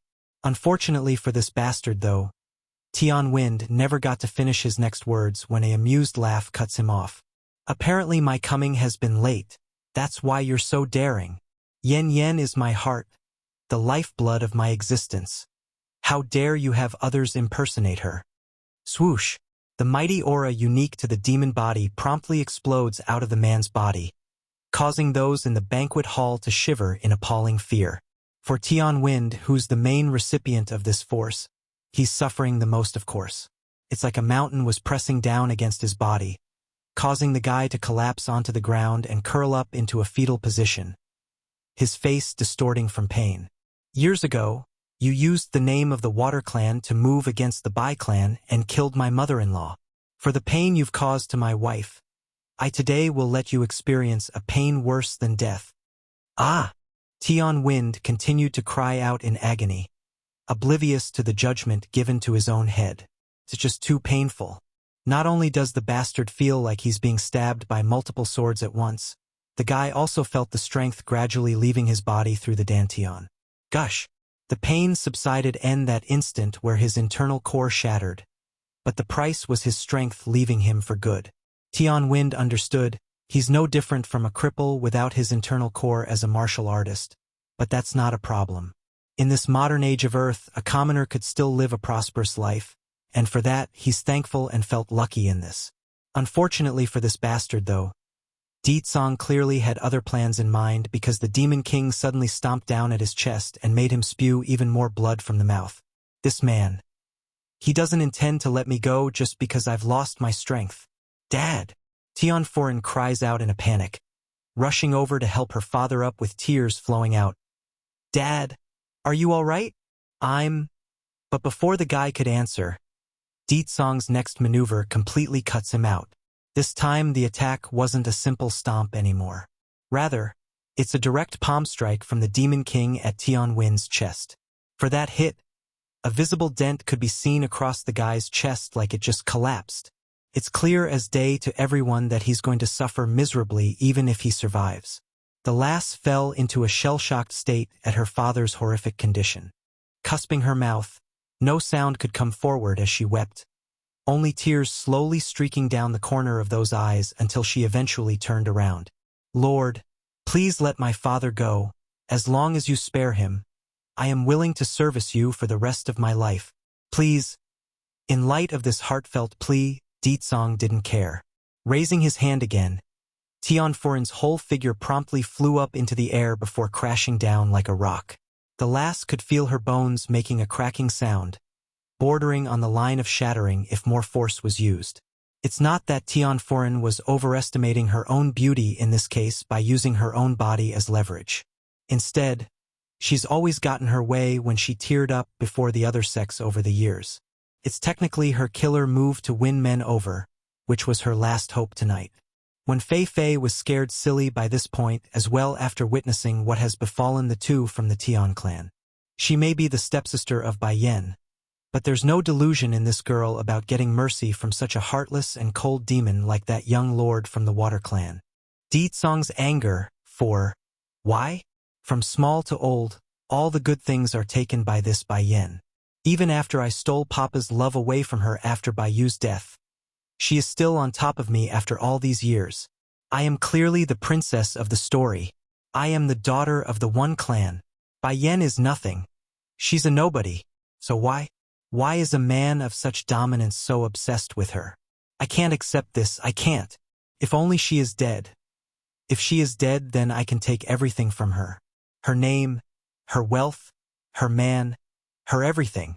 The more she thought about those crooked thoughts, the more this when Fei Fei started to pant like a savage beast that's ready to lose her mind. Mother? Bai Shachen tugs at his mother's sleeve after noticing the oddity in the vile girl's appearance. This girl is staring at you. I don't like it. Bai Yan only grinned at her son's remark because she could already guess what the other female was thinking. Leave her alone. She won't be able to escape her fate anyways. Naturally, she wouldn't forget this when Fei Fei who stole Dan pills off of Bai Yi.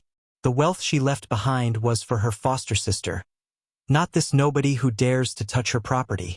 Meanwhile, at the same time, when Shan has become speechless by this stage, his eyes popping out in horror at Ditsong. It's obvious to everyone that the coward takes this man as a messenger from hell, a reaper coming for his own life. Batty father, how are you going to deal with them? Kill them or? Bai Shachen asks using his usual innocent voice, but every word was a nerve-wracking sentence of death for those involved. Other members of the Water clan will be coming soon. We will take them all over there for their punishment. I've prepared plenty of torturing devices for them already. Oh, the steam bun was clearly interested in those supposed devices got all shiny in the eye. Ignoring his son's misbehaving tone, Ditsong gives the Tian clan and Fu clan a glance before turning back to his wife. Yen Yen, you don't need to get involved with these loose ends. I will deal with them properly. I don't want your hand to be stained with their filthy blood. Okay, if that's what you want.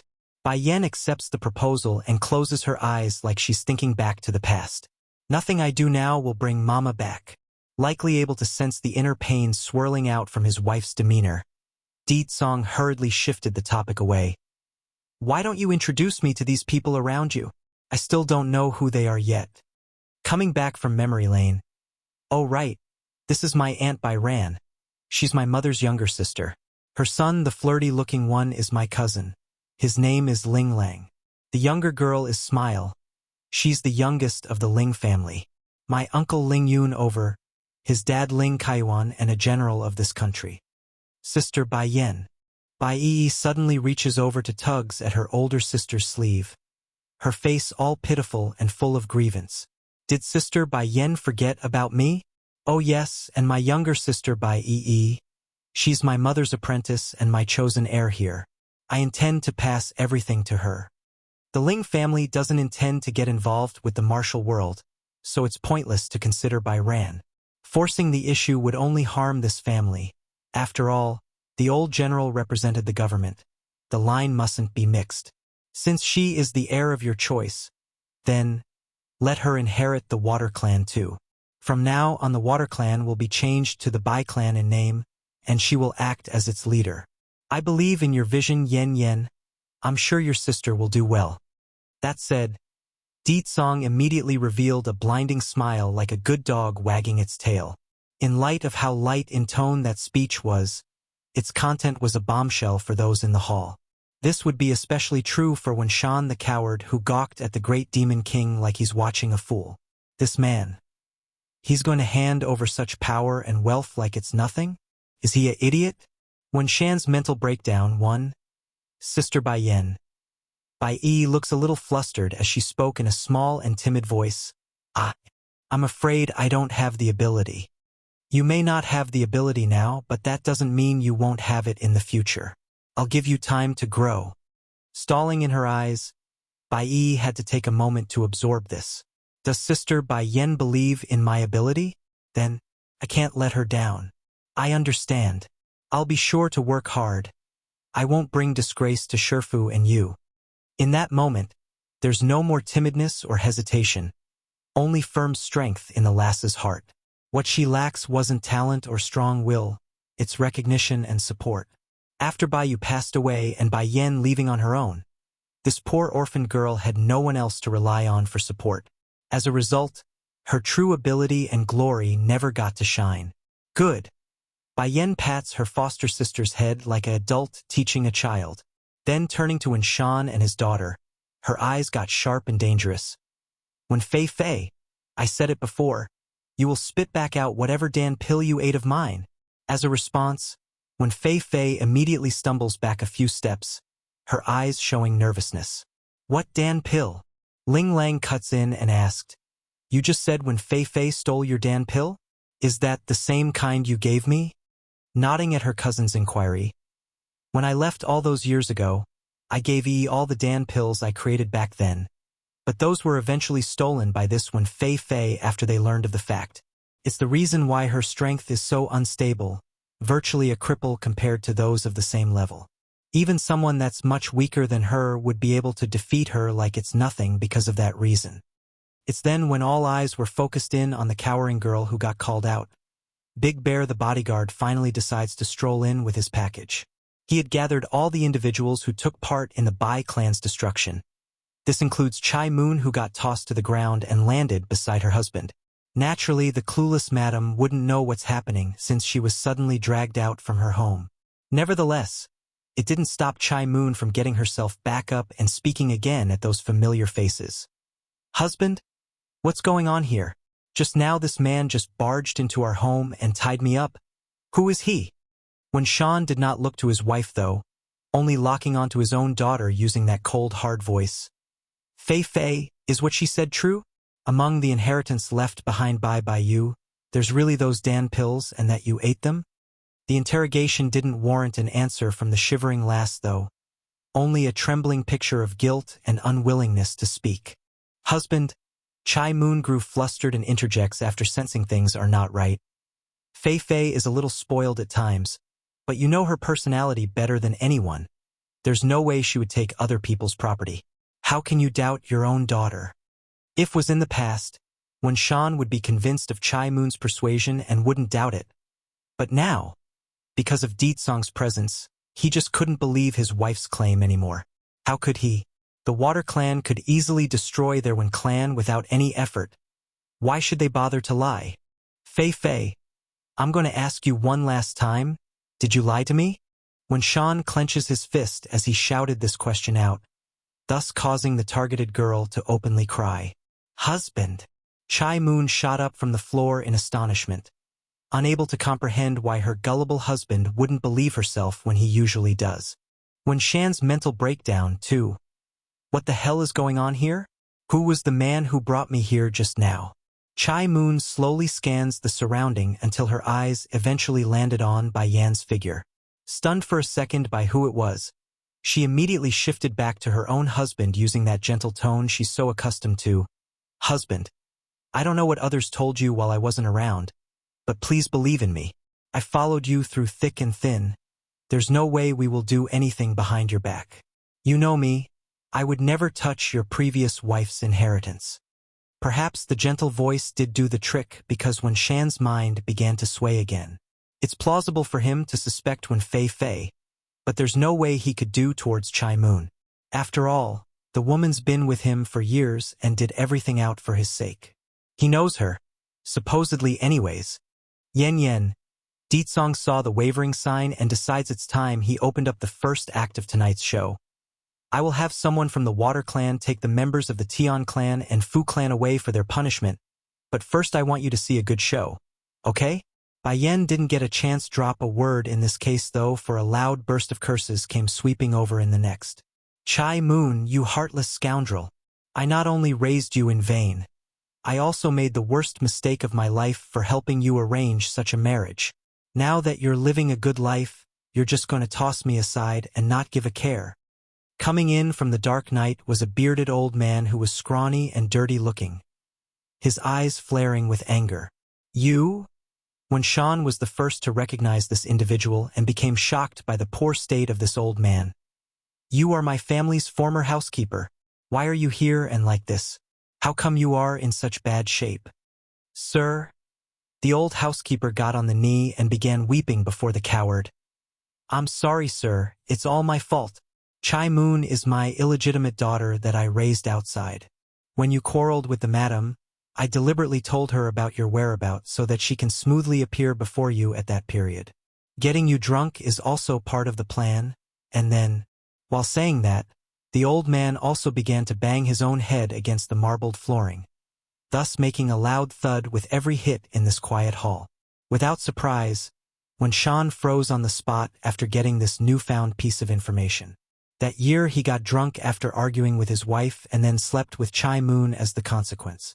By the time he realizes the folly, it was already too late. The deed was done. Naturally, he wanted to make up for it using money.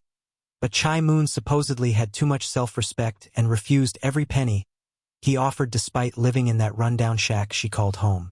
And now, it turns out everything was a lie? Ha, what a farce. It's not he who raped Chai Moon. Rather, it's the woman herself who raped him. What irony! Covering his own eyes with the palm of his hand, when Shan couldn't hold back his emotions anymore and began to laugh and cry at the same time. Mom!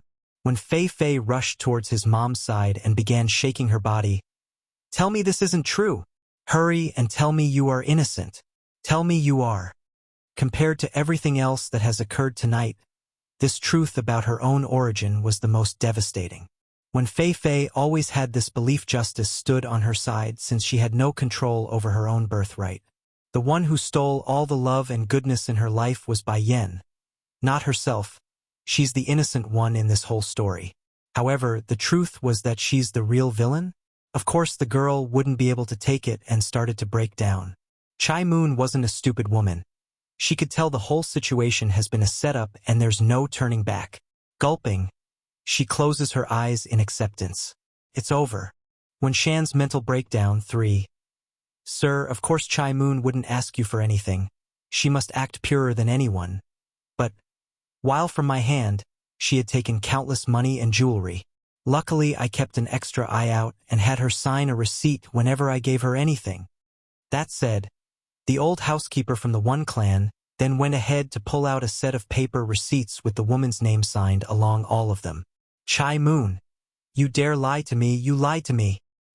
He's furious enough to strangle this wife of his, which he did by choking by the throat. This is too funny. To think I was actually duped by a fraud like you. Oh woohoo. Chai Moon's face had swollen into a beet red from the lack of oxygen as she cried for mercy. She wanted him to spare her life out of consideration for all the years they've been together. Sadly for Chai Moon, aside from anger and more anger, there's no other emotion in the coward right now, let alone feel pity. Then again, such behavior was to be expected from someone like Wen Shan who only cares about himself.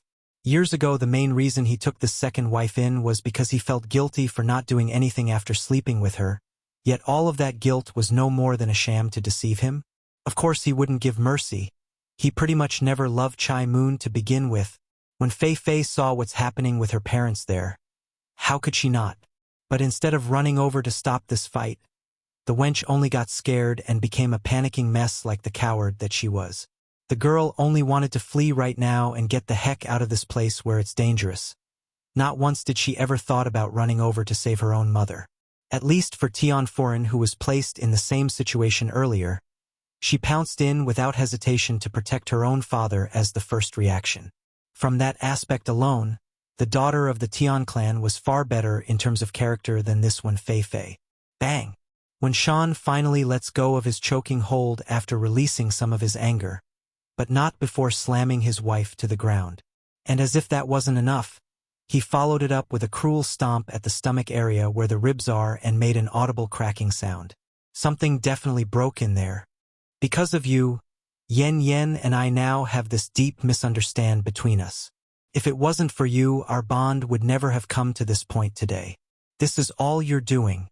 The way this coward said it, it's as if the relationship between he and Bai Yen wouldn't have changed and remained harmonious. Sadly for him, though, that idea couldn't be further from the truth. On that day where he abandoned his daughter's mother, his own wife, this coward would never be able to bend that bond.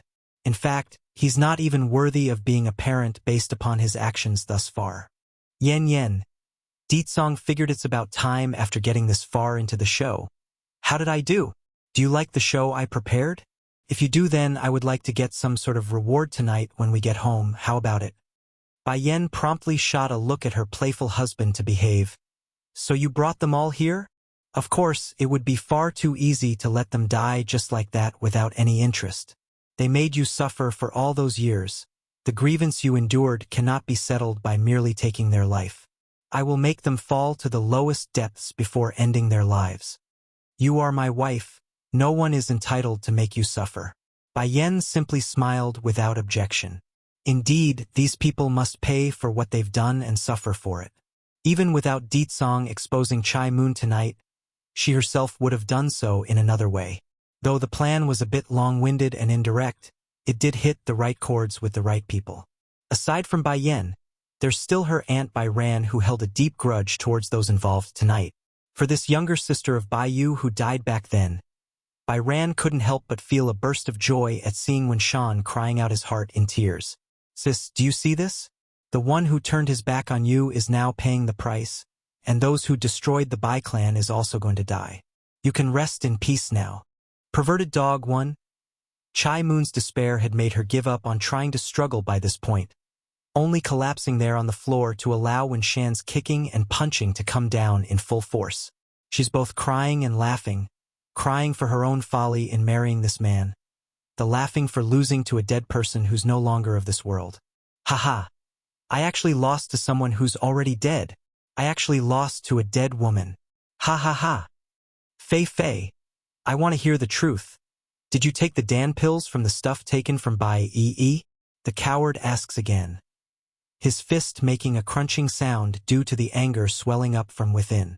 Towards the question, when Fei Fei didn't utter a single word, only crawling backwards against a wall like she's afraid of him. Pa! For that answer, Wen Shin didn't hold back and slapped down hard with his hand. Because of the force used in that hit, blood and teeth came flying out of the girl's mouth. That's how hard he hit her. Then suddenly, right as the clock struck 12 to signal the time of midnight, when Fei Fei's shivering body felt a jolt of pain coursing through those veins, turning her into a shaking mess. In no time at all, that entire back had become drenched in sweat. It hurts. It hurts. Save me. Dad. Save me. Out of instinct, when Fei Fei cried out for the coward to help her despite being just hit in the face from that very same man, but as if there would be any help tonight, she might as well pray to the gods than to ask for her old man to help. I said it before, if you want to remove this pain that will only get worse and more frequent with time is to abolish your own power. If you don't, it will only continue forever. Bai Yen coldly comes before her so-called stepsister and states this, feeling so emotion about Wen Fei Fei's condition. Against this comment, the wench's heart only got more desperate. There's no way she could endure losing all that she's built up. There's just no way she could accept that fact. No, I don't want to be a cripple, I don't want to. Looking up with madness-filled eyes, when Fei Fei glares at Bai Yen like a crazed beast. Bai Yen, I hate you. I hate everything about you. I am clearly Wen Shan's daughter too. Yet why do you get everything in life while I can only watch on from the shadows? Now I finally got to enter the one clan, to get Papa's attention, yet why do you have to reappear again? You want to turn me into a cripple? I refuse. I won't let you get your wish. Despite all that pain, when Fei nevertheless manages to yell this out through clenched teeth, this only made her appear more ferocious, demonic, even like a devil from hell. Chai Moon saw this in her daughter and never thought this was the sort of cure for that poison. Slowly climbing up from the ground, this woman who did so many wrong in life sloppily came before when Fei's shaking figure and painfully closed those eyes. Perverted dog, too. Bai Yan just said, Fei can only be saved by abolishing her strength? Fei. Chai Moon takes in a deep breath before opening her eyes again like she's finally come to a hard decision, stumbling closer and closer to the wench who's still suffering. Why didn't you tell me this? Biting her lip, the girl finally came clean. I don't want to be a cripple. It's not easy for me to reach this stage in life. Why should I become a useless normal? I don't want that. If I become a useless normal, then not only will the one clan not want me, I won't even be able to survive in this city anymore. She's already thought things through. Bai Yan may not like herself much, but she won't kill her either. As long as she endures, then status and power would be within her grasp still. Chai Moon's figure visibly trembled at the stubborn and vicious nature of her own daughter. She never thought this would be the daughter she herself raised despite all the bad qualities. Reaching out with her hand to caress that sweating forehead, Fei, don't blame mother here. I'm only doing this for your sake. You are my daughter. I can't afford to lose you. She doesn't have much affection for Winshan anymore. The only thing this mother wanted was to keep her daughter safe and live a decent life. What are you trying to do? Mom. No, don't. When Fei screeches this out, her voice flustered and panicking once she realizes something bad was about to occur. You are not allowed to do anything to my Dantian, do you hear? Don't you do anything. I will hate you for the rest of my life if you do. I really will kill you if you do. Chai Moon's hand trembled yet again at that threat, but she knew it must be done. Fei, if you go on like this, then you're going to die. I'd rather you hate me than see you die. At this moment, no one bothered to stop the woman, only silently watching the two from the sidelines. This includes Winshan, who's still extremely mad at being played.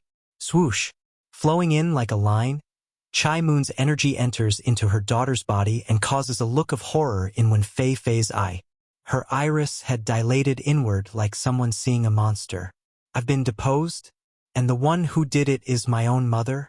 Why did she cut off my way of life? No!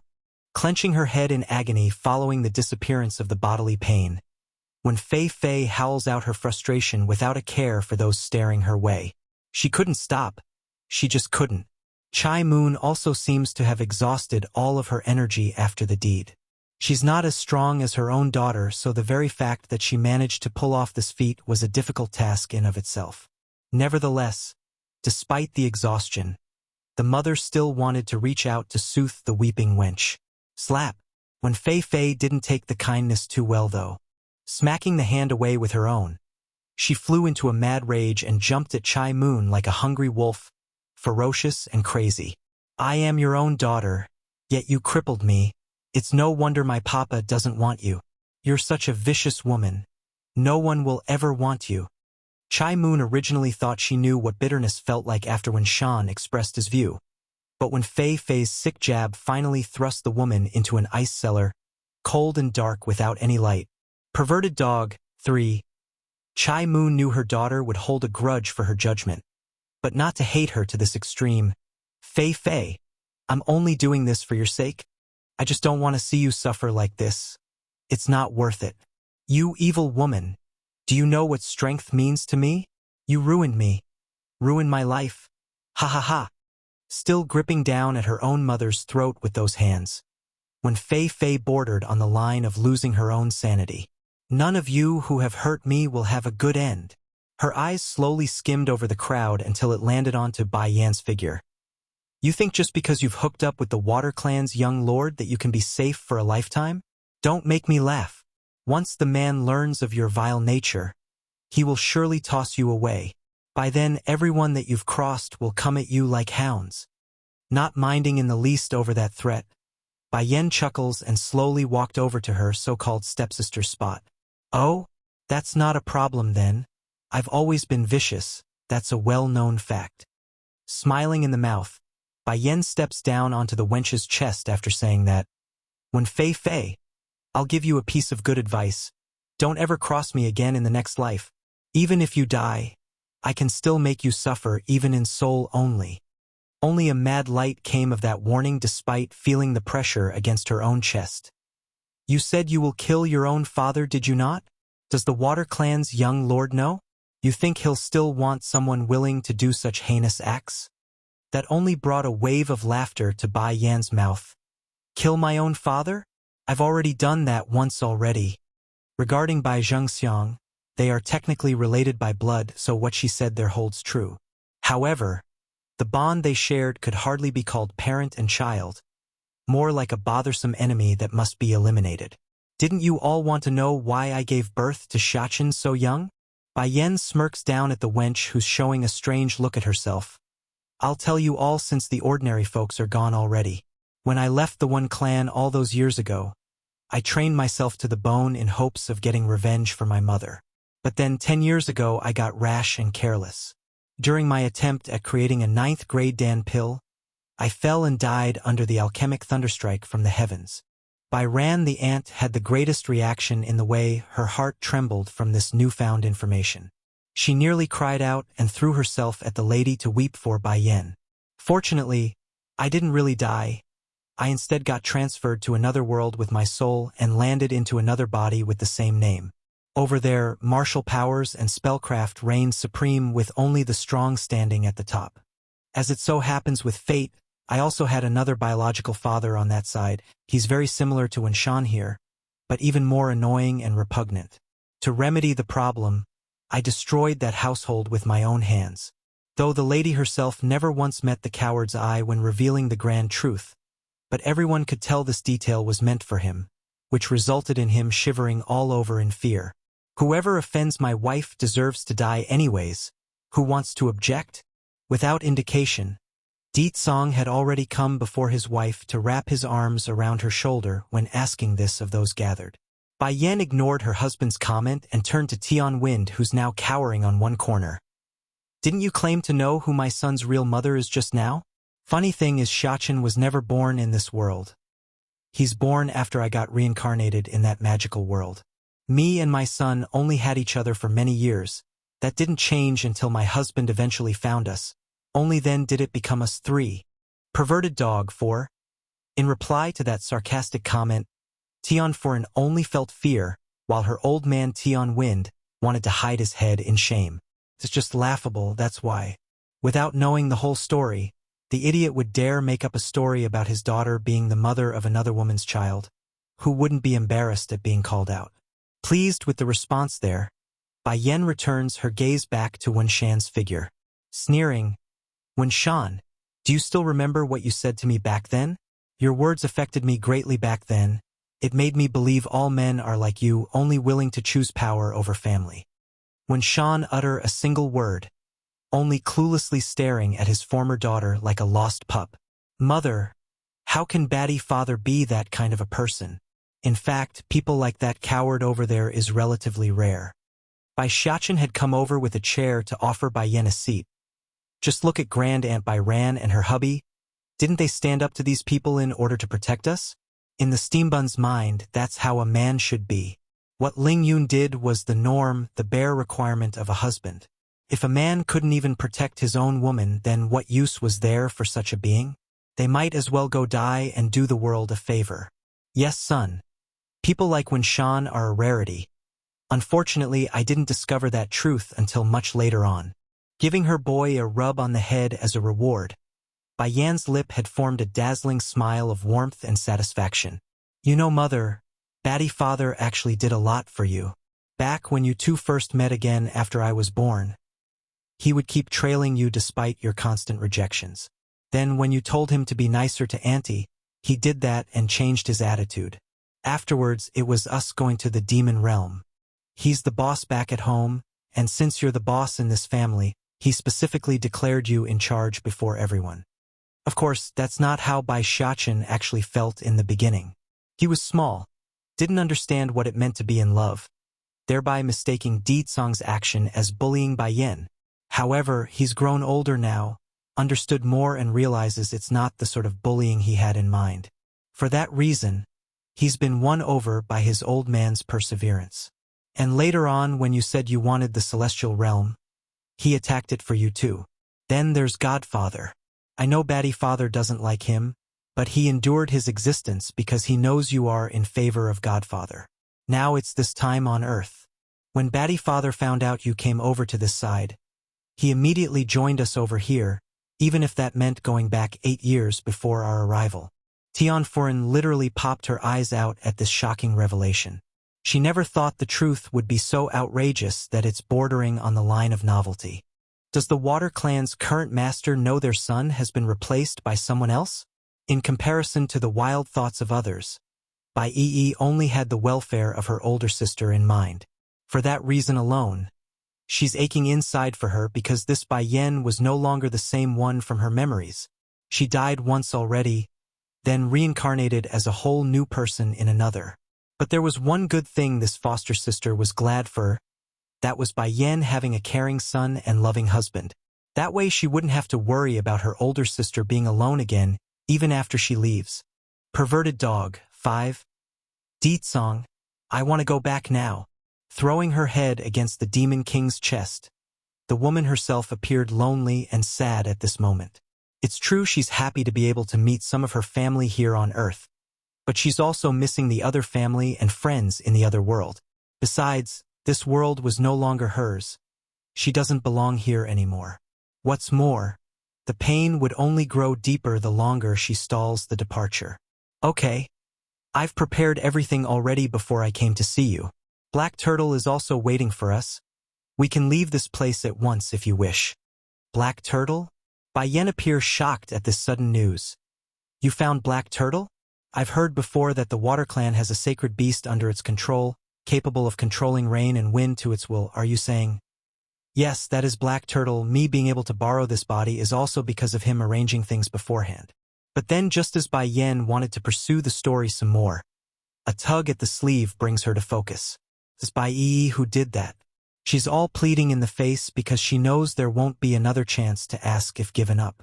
Di Tsong, can I bring someone with us from Earth? Bai Yan asks, raising hope in her desperate sister's face. In compared to staying on Earth, Bai Yi would much rather stick around her older sister's side. No. The Demon King shakes his head, knowing full well what his wife wanted by asking such a question. Your younger sister doesn't belong in that world. Therefore it's difficult or impossible to bring her along. The light in Bai Yi's eye visibly dimmed due to the hope being squashed, revealing a yearnful and sorrowful smile. It's okay, Sister Bai Yan. I'm happy that you thought of me. Maybe in the future we can still meet again if fate permits us. She's been trying to hide from the suppressed emotions underneath, but against her foster sister's sorrowful face, Bai Yan just couldn't hold it in anymore and clenched up inside. Then turning to skim the rest of her relatives who are all making similar sad faces, she knew this would be it, the final farewell. Yan, you now have a husband and child. I can finally feel at ease knowing you are not alone anymore. My big sis will surely be happy knowing someone is loving you as much as she did. Bai Rant's tone carried nothing but happiness for her niece. If chance permits, do come see us again. If not, it's fine too, just live your life well on the other side. Aunt, Uncle, Grandpa Ling and everyone, I likely won't be able to return again, so you all must take care of yourselves. Bai Yan's solemn and heavy attitude told them all they need to hear, thus bringing the atmosphere into a heavy silence that none wanted to break. Cousin, do you think there is a God in this world? Ling Lang the flirt was the most impatient and eventually spoke up after a long pause. He couldn't bear to not see this newfound relative again. After all, he did fall in love at first sight without realizing they're related there. Bai Yan nodded. Yes, there is. Then what if we manage to reach that godhood? Would we be able to meet again then?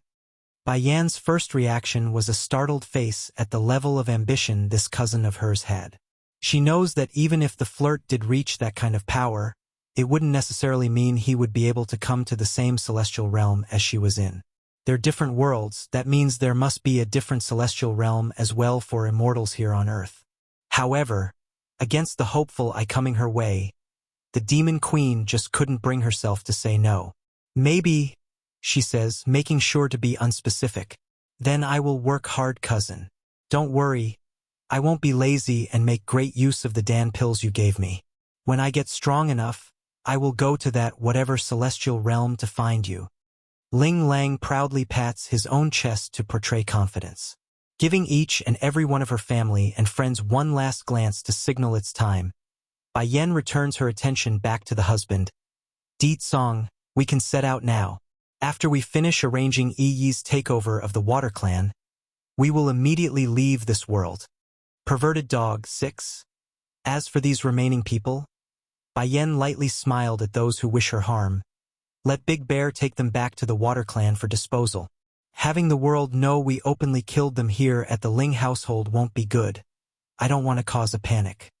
Causing a panic would be too troublesome here on Earth.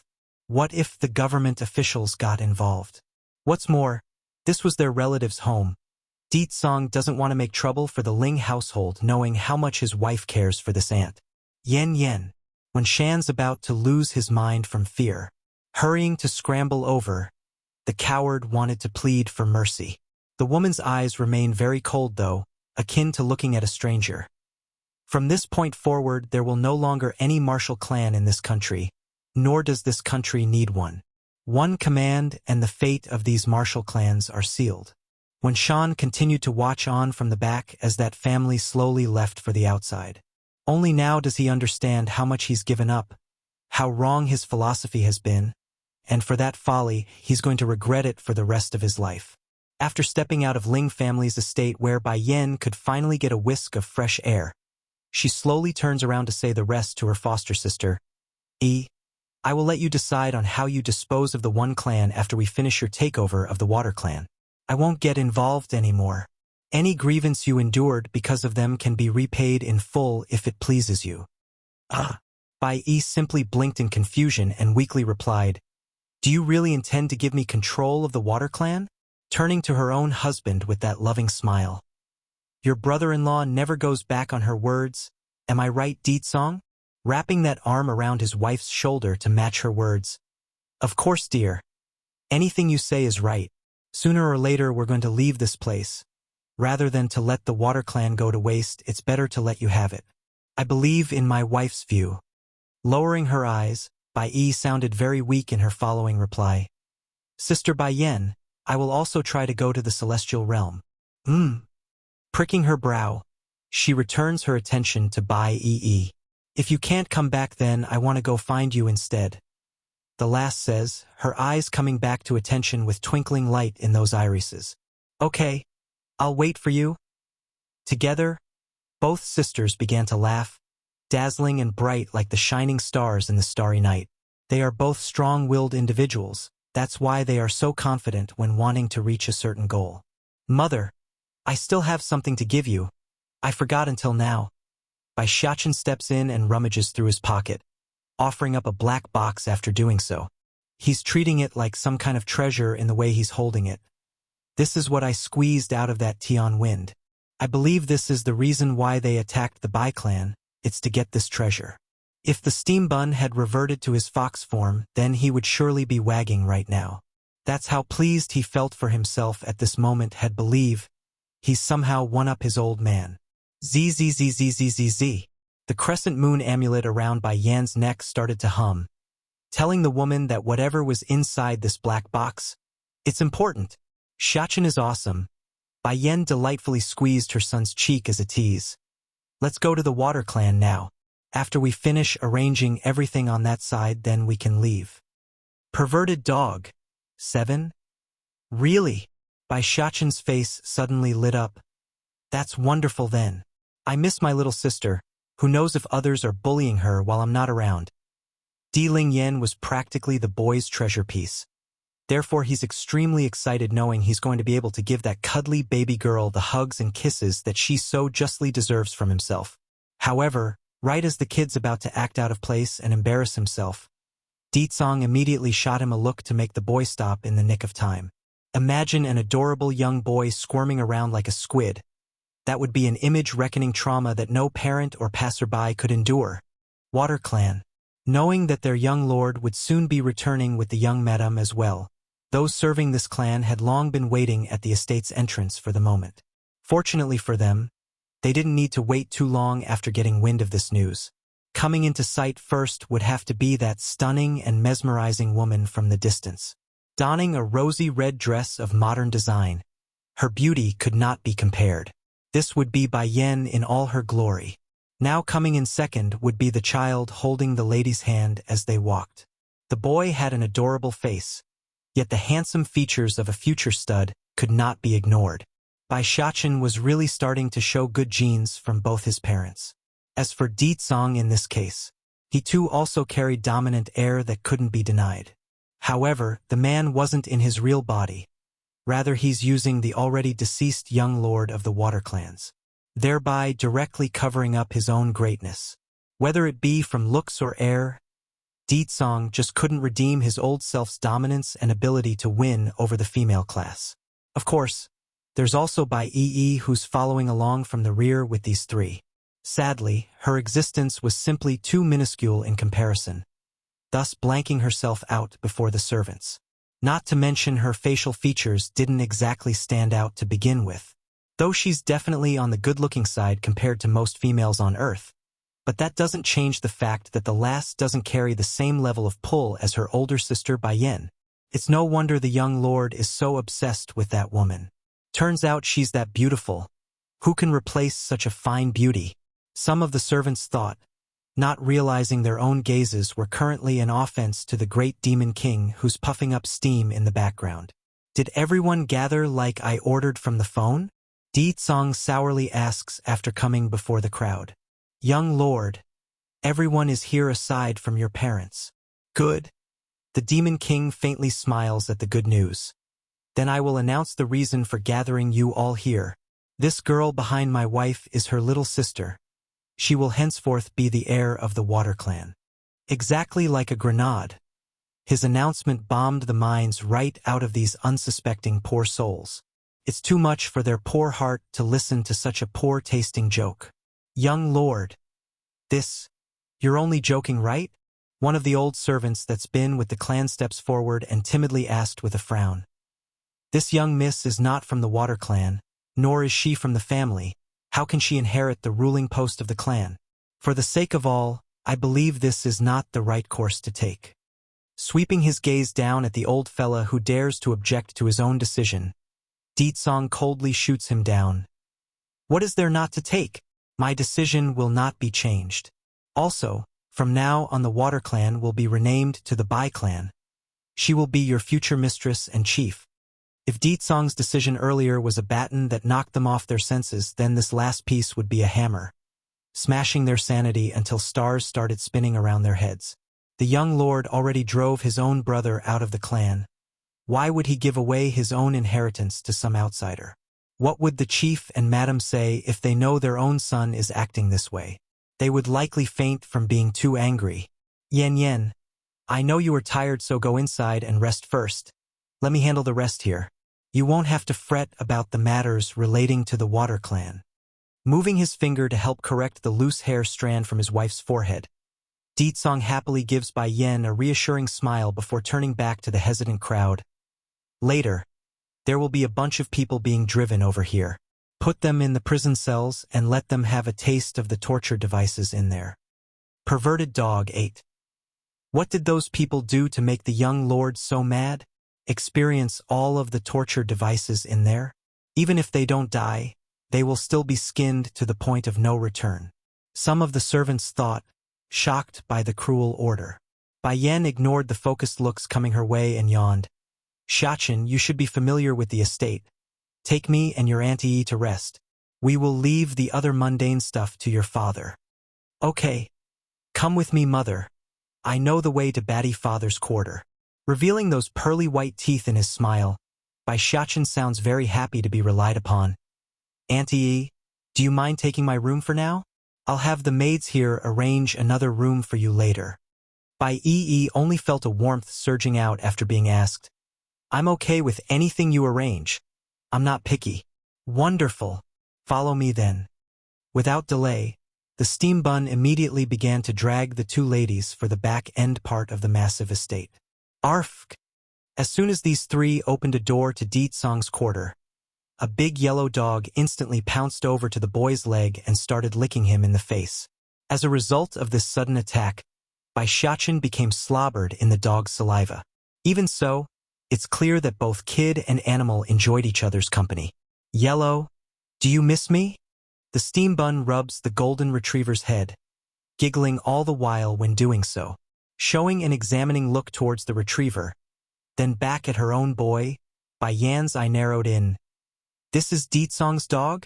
Are you sure he's the one who taught you those curse words? Bai Xiaqin's face instantly froze up. He was too happy just now, so he completely forgot his own lie. Mother? Raising his head, Bai Xiaqin bites his own sleeve to appear all pitiful. It's unlikely anyone would be able to remain indifferent to this cuteness attack. Yet there was, and she's standing right in front of himself.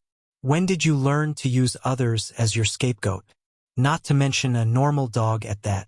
I bet he doesn't even know what humans are saying, let alone teach you those foul words. Maybe he learned it by listening to other people talk. Bai Xiaqin evasively mumbles this, too afraid to make eye contact. Bai Xiaqin. Bai Yan harshly calls out her boy and causes him to snap to attention. Mother, I know my fault. I won't put the blame on others again, nor use those curse words. Only then does the serious woman ease up. Remember, scolding a person doesn't always require such foul language. You can also do it by going at it in a roundabout way. Don't use an innocent dog as your scapegoat again, you hear? Innocent. Yellow is not innocent at all. There's not a single maid in this household who hasn't been sexually harassed by him yet, thanks to Batty Father's support. Unlike the big cat that's also living here, the golden retriever was clearly at a lower level in terms of IQ. Without thought or understanding of the situation, the perverted bastard only thought Bai Yan had better face than all the rest in this home. Will her panty be pink too like the maid today? Or will it be string black like that strange Missy from a few days ago? Oh, I want to see. For that shameful reason and his own male urge reacting, the dog reached out with his filthy paws and flipped Bai Yan's skirt. If it was under normal circumstances, then Yellow would never be able to succeed in his efforts. However, this was a dog we're talking about, a dog from Earth at that. Because of that issue, Bai Yan didn't raise her guard and became another victim of this perverted numbskull.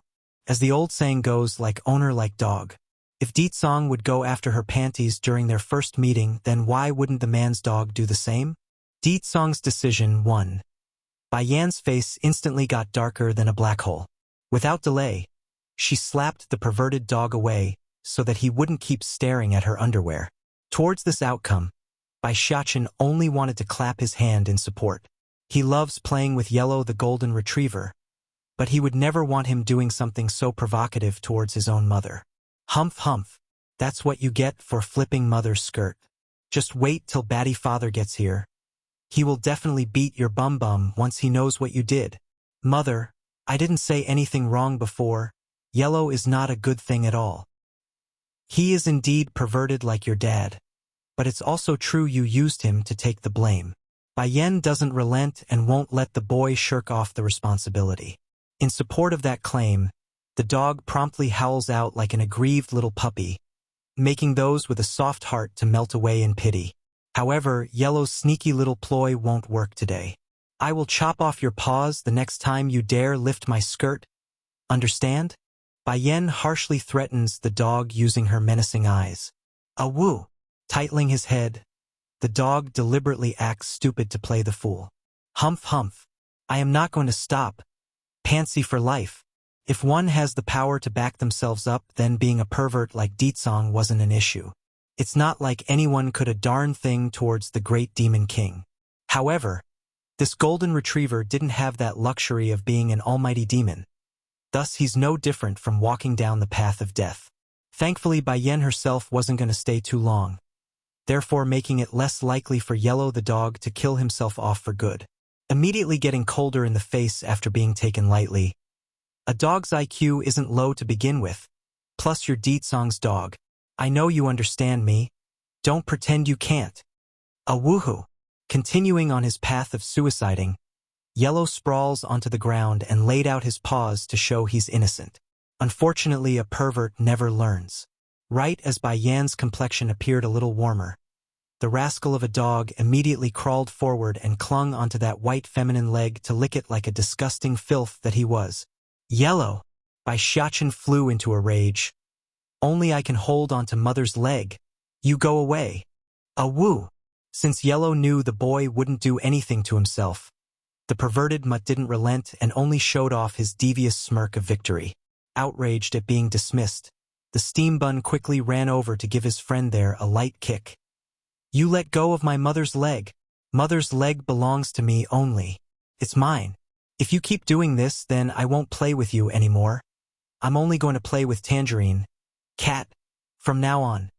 Woo! Despite his unwillingness, the perverted mutt nevertheless relented since he does value being able to play with the steam bun. But bad habits die hard. Right before letting go, Yellow made sure to give Bai Yan's leg another lick to satisfy his own cravings, thus thoroughly grossing out the lady from the hearts down. Where in the world did this perverted dog come from? He's worse than Deetsong in bed. At least Deetsong would know when to hold back his urge when I warn him. Mother, are you short a leg bracelet? Throwing himself at her leg this time around, Bai Xiachen looks up with his bright innocent eyes and asked, if I can be hanged on mother's leg, then we won't ever need to separate.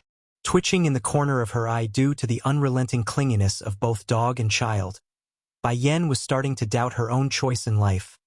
When did you learn these words? Is it after coming to Earth? Mother, I am a big learner. That's a confirmation. Pulling her overly clingy son off the leg, Bai Yan gets all serious in the voice. I am not short of a leg bracelet. Deetsong's decision too? Sister Bai Yan, seeing the boy's aggrieved expression, Bai Yi just couldn't help but step in to help. If not, why don't you do as he wish? I think he's going to cry. I am not some 5-year-old child anymore, I won't cry. Bai Xiachen proudly states this after swinging his head around. If he was still 5 then he would use those tears to win the situation to his own favor. But he's 8 this year already. Even if he doesn't care about his own face anymore and reuse that old trick, such a blunder would only bring shame to his own mother. As a filial son, there's no way the steam bun would fall so low. He won't tolerate such indignity. It's getting late. Let's rest first. That said, Bai Yan pricks her brow at the dog who's wagging its tail like he's anticipating something good to happen. Yellow, you go watch the door and keep outsiders out. I do not want to be disturbed during my sleep. If you don't do this job well, then I will tell your master what you've done. Without question, there's bound to be those who want to test the water with her after arriving. Towards those annoyances, she's not in the mood or going to bother with entertaining them. Woo! Yellow may be a perv, but he's a good loyal perv of a guard dog. Unless someone knocks him out, no one was going to get through him today. Sister Bai Yan, this dog is so smart. Bai Yi saw the rely and praised Yellow. She always liked animals and wanted to keep one since young. And he's so cute. Cute. Bai Yan smirked upon remembering that embarrassing moment with her skirt lifted. Don't you mean abominable? Good thing he's only a dog. Otherwise his paws would have been lopped off by now if he's human. Pricking up his dog ear, Yellow immediately got riled up after being praised. He's very happy, and when he's very happy he needs to convey such feelings for others to see. Therefore, the perfect gesture would be another go at the lady's skirt, this time being by Yi's. Ah! Exclaiming in great fright, the poor unalarmed lass became a huge strawberry red after having her panty flashed for all to see. Thankfully nobody's around to see this, or at least any stranger. There's only her family here, so it's okay. Breathing a sigh of relief after confirming the idea with her own eyes, she puffs up those cheeks. Sister Bai Yan, Yellow is such a pervert. Now it's the golden retriever's turn to be confused for real this time. He only did that to show his affection. What wrong did he do? Imagine that. The pervy mutt actually didn't have any ill intent or dirty thoughts. he's only overly affectionate. Without a doubt, that bad habit must have been picked up from Ditsong. There's no way a dog that's neither a demon or a spirit would learn something so ridiculous. So what does that mean? Of course, there's only one answer. The one who taught Yellow all this was Ditsong's usual behavior. Auntie, you are going to have to look after Yellow once we leave, so you better get used to his way of flipping your skirt. Giggling with delight, Bai Shachan states this as a tease. Without surprise, the already rattled lass fell into a depressed mood at her own future. It's not difficult for Bai Yi to imagine the sort of scene that's going to unfold on a daily basis. As much as she would like to rid herself of such problems, this dog belongs to Ditsong, the one man whom her older sister took as a husband. Regardless of her own woes and opinion, she's going to take good care of these pets till the end. That's the least she could do to repay their kindness. At another part of the estate where the owners of this manor usually welcome their guests. Is the business finished? A middle-aged man says, his posture acting low like a subordinate meeting a superior. However, this man was no servant. He's the current head of the Water Clan and biological father of Ditsong's current host body. He and his wife had been waiting here for a while already ever since they got wind of the Demon King's return. Ditsong's decision, 3. Unlike the others in this clan, only the master and madam of this household knows about Ditsong's secret, his true identity. Therefore, it's not surprising they would act so subservient to this being that took their son's body for use. After all, this clan existed to serve Black Turtle, not the other way around like the public thought. So why would these two parents so readily sacrifice their own child for someone else to use? Wouldn't they be outraged and fight for their son's survival? That's what any normal parent would do, wouldn't they? Well, this wasn't a normal household, nor does the son have a strong relationship with his parents to begin with. He's practically estranged to them since he got taken in by Black Turtle at such a young age. Furthermore, the master and madam had plenty of children, including plenty of grandchildren under their watch. What does it matter if one died somehow? They could easily replace him by making more. If not, they've secured plenty of grandchildren by this point. All in all, their bloodline was secured. Yes, it's done. Ditsong didn't give any emotion in his voice, bordering on the line of indifference. We will be leaving this place very soon. Taken aback by this news, the master and madam stared at the Demon King in surprise. Also, we're taking Black Turtle with us too. This? The guy immediately flew into a panic at this bombshell. What will we do if you take the sacred beast away? The achievements they have today are all thanks to the leadership of Black Turtle. Without that ancient creature to watch over themselves, what would they do? Humph, don't try to play dumb with me. With the strength of your clansmen today, it doesn't matter whether Black Turtle stays or not. Furthermore, my wife has found an heir for you lot. She is my sister-in-law, my wife's younger sister. As long as time's given to her, she will grow to become the strongest here on earth. Ditsong states this like the decision's made, ignoring the hesitant look coming from the two humans. Yen Yen left a lot of her Dan pills for Bai Yi.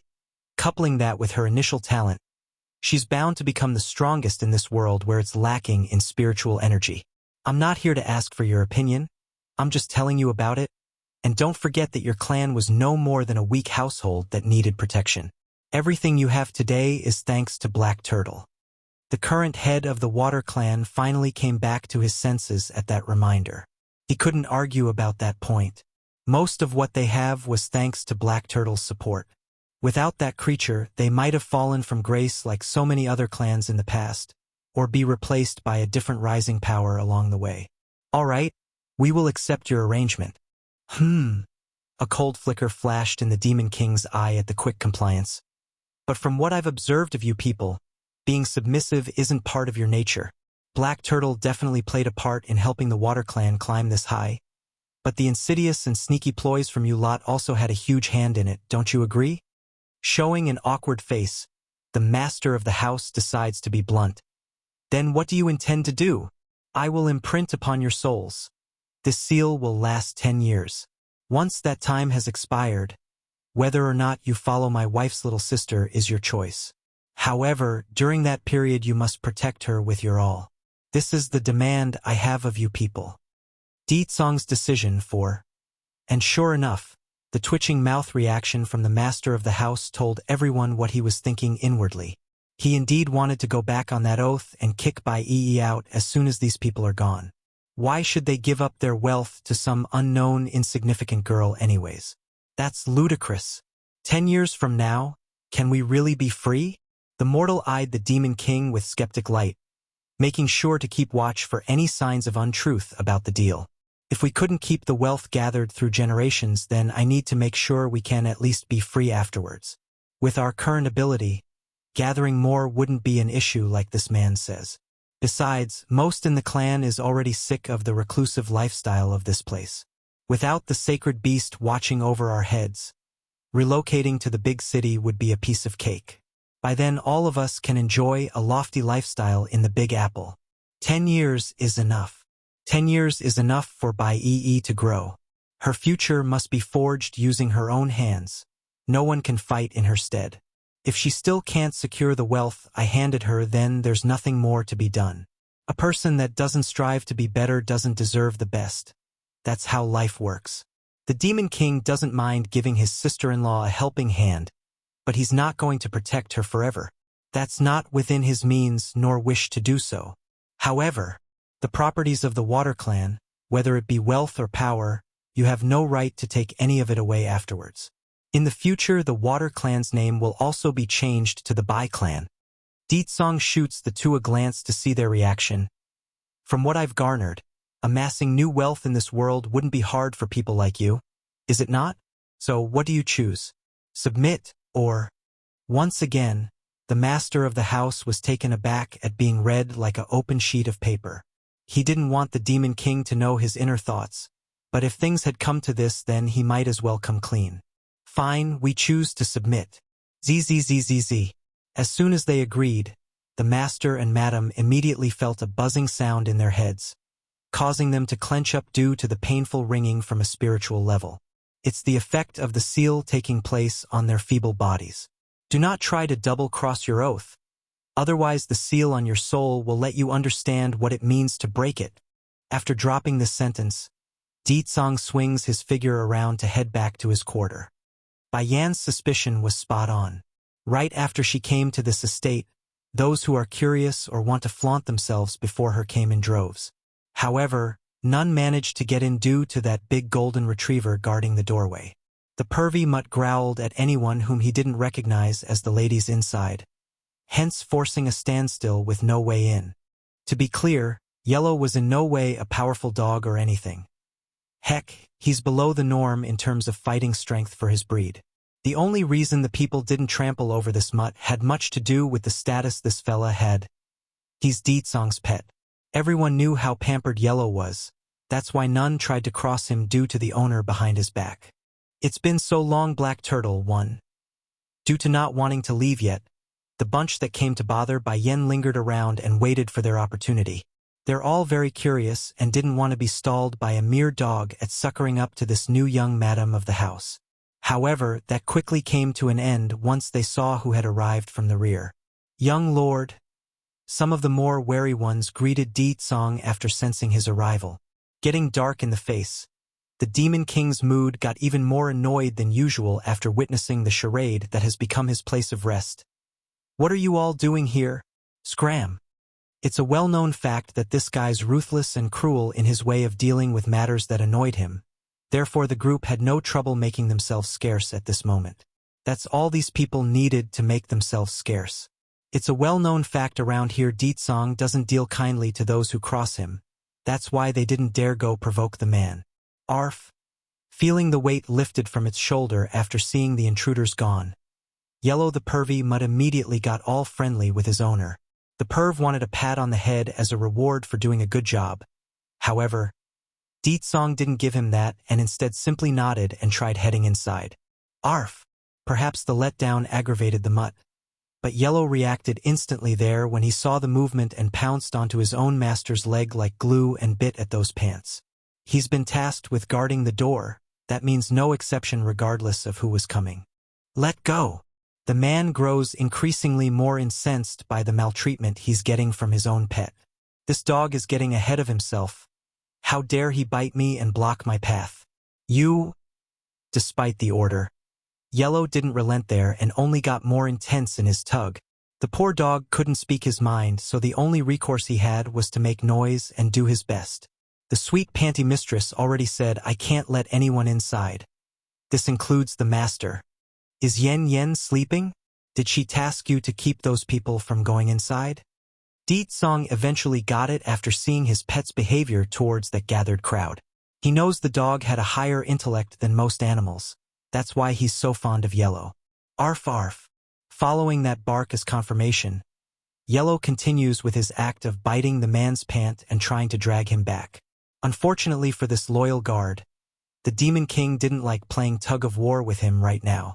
Letting the pant rip from the knee level, Deet Song swiftly takes this opportunity to slip past the doorway and into the yard, thus leaving the baffled dog in the background. Naturally, Yellow wanted to give chase so he could drag his owner back outside, but the second he took a step with those paws was when he stopped. He's circling around over what to do because Bai Yen specifically told him he couldn't leave the post. Bai Yen had long overheard the commotion outside with her husband, yet the woman didn't move, only quietly watching the sleeping boy in her arms that's been overly exhausted by the trip today. Deet Song's first image when he walked in was this.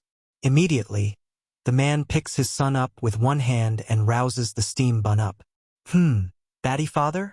Rubbing his snoozy eye, Bai Xiachen murmurs this out before snapping into attention at that grumpy-looking face. Batty father, are you done with your business already? Yes, I'm done. Go out first, I have something to discuss with your mother. That said, the Demon King wasted no time and readily tossed the poor kid out the door and closed it behind himself, thus leaving the child outside in the cold and cluelessly staring into the air. It's been so long, Black Turtle, too.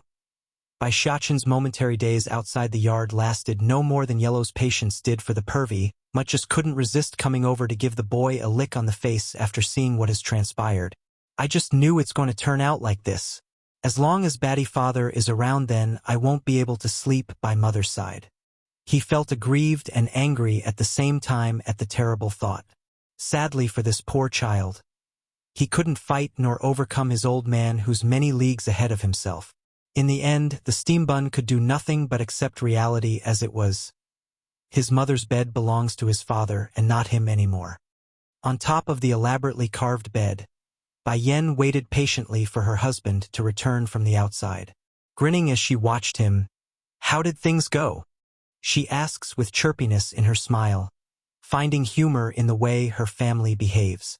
Deet Song naturally knew what Bai Yen was asking about and quickly returned with a smile of his own using those love-bearing eyes. I've already set things in motion. Bai Yi will have 10 years to grow in this place. Afterwards, whether she succeeds or not is up to her own efforts. Bai Yen pleasantly nodded over the arrangement. That's good. Giving that girl some pressure will help her grow. If we arrange everything without hurdle, then it would only harm her instead of helping. She really does like this foster sister of hers from the hearts down. That's why she must see to her well-being and future. In the years after her mother's death, Bai Yan's world had fallen into an unemotional gray of sadness towards humanity as a whole. She simply didn't believe in love anymore. After all, if her own father who claimed to have loved her mother so dearly would turn his back on such a woman, what wouldn't others do? But Bai Yi never lost hope like she herself did. That uppity lass never gave up on her older sister and continued to support the hopeless young Bai Yen through thick and thin. For that undivided support, Bai Yen owed her younger sister this much at least. Yen Yen. Their lips met following that sudden yearn from the man. With it came the destruction of the dam, withholding the emotional tidal that's been jammed inside the man's heart. Unlike the clueless demon queen here who only arrived for 1 month, the poor guy had to not only watch his wife go through all those struggles in the mountain and eventually die in the end, he also had to silently watch her naked body from time and time again without ever being able to satisfy himself. But things have changed. He could finally hug her, kiss her, and do all the things a husband should so rightfully be able to do with his woman. Knowing this fact that his chance has arrived, Deet Song's hand wasted no time in reaching down under her skirt. If he could, the guy would rip those annoying clothes right off in one swinging gush of brutish delight. Unfortunately, In the second he tried to do so by touching that reddish thin layering garment shielding his wife's precious spot. The dainty hand belonging to Bai Yen grabbed his and stopped the advances mid-flight. We're going back to the other world soon. Let's wait until we return. It's not too late then. You've waited 8 years already. It shouldn't be a problem to wait a while longer, right? Without surprise to anyone, Deetsong's expression was that of grievance and disappointment. 8 years. I peeked at you bathing so many times, and each time I had to withhold myself from you. I hated what I was doing, but I couldn't help myself and only made it more painful for me down there. You still expect me to hold back now that you are in my arms? How can you bear to do this to me? Bai Yan's face instantly went black. I was wondering why I would feel so creeped out whenever I take a bath back then, so it's you all along. Leaking the truth of his own pervy deeds wasn't intentional. Deetsong also felt ashamed at what he has become in the past 8 years. A stalking pervert that could no longer face his own wife using that guilty face. What have I done? Now Yen Yen will never look at me the same way.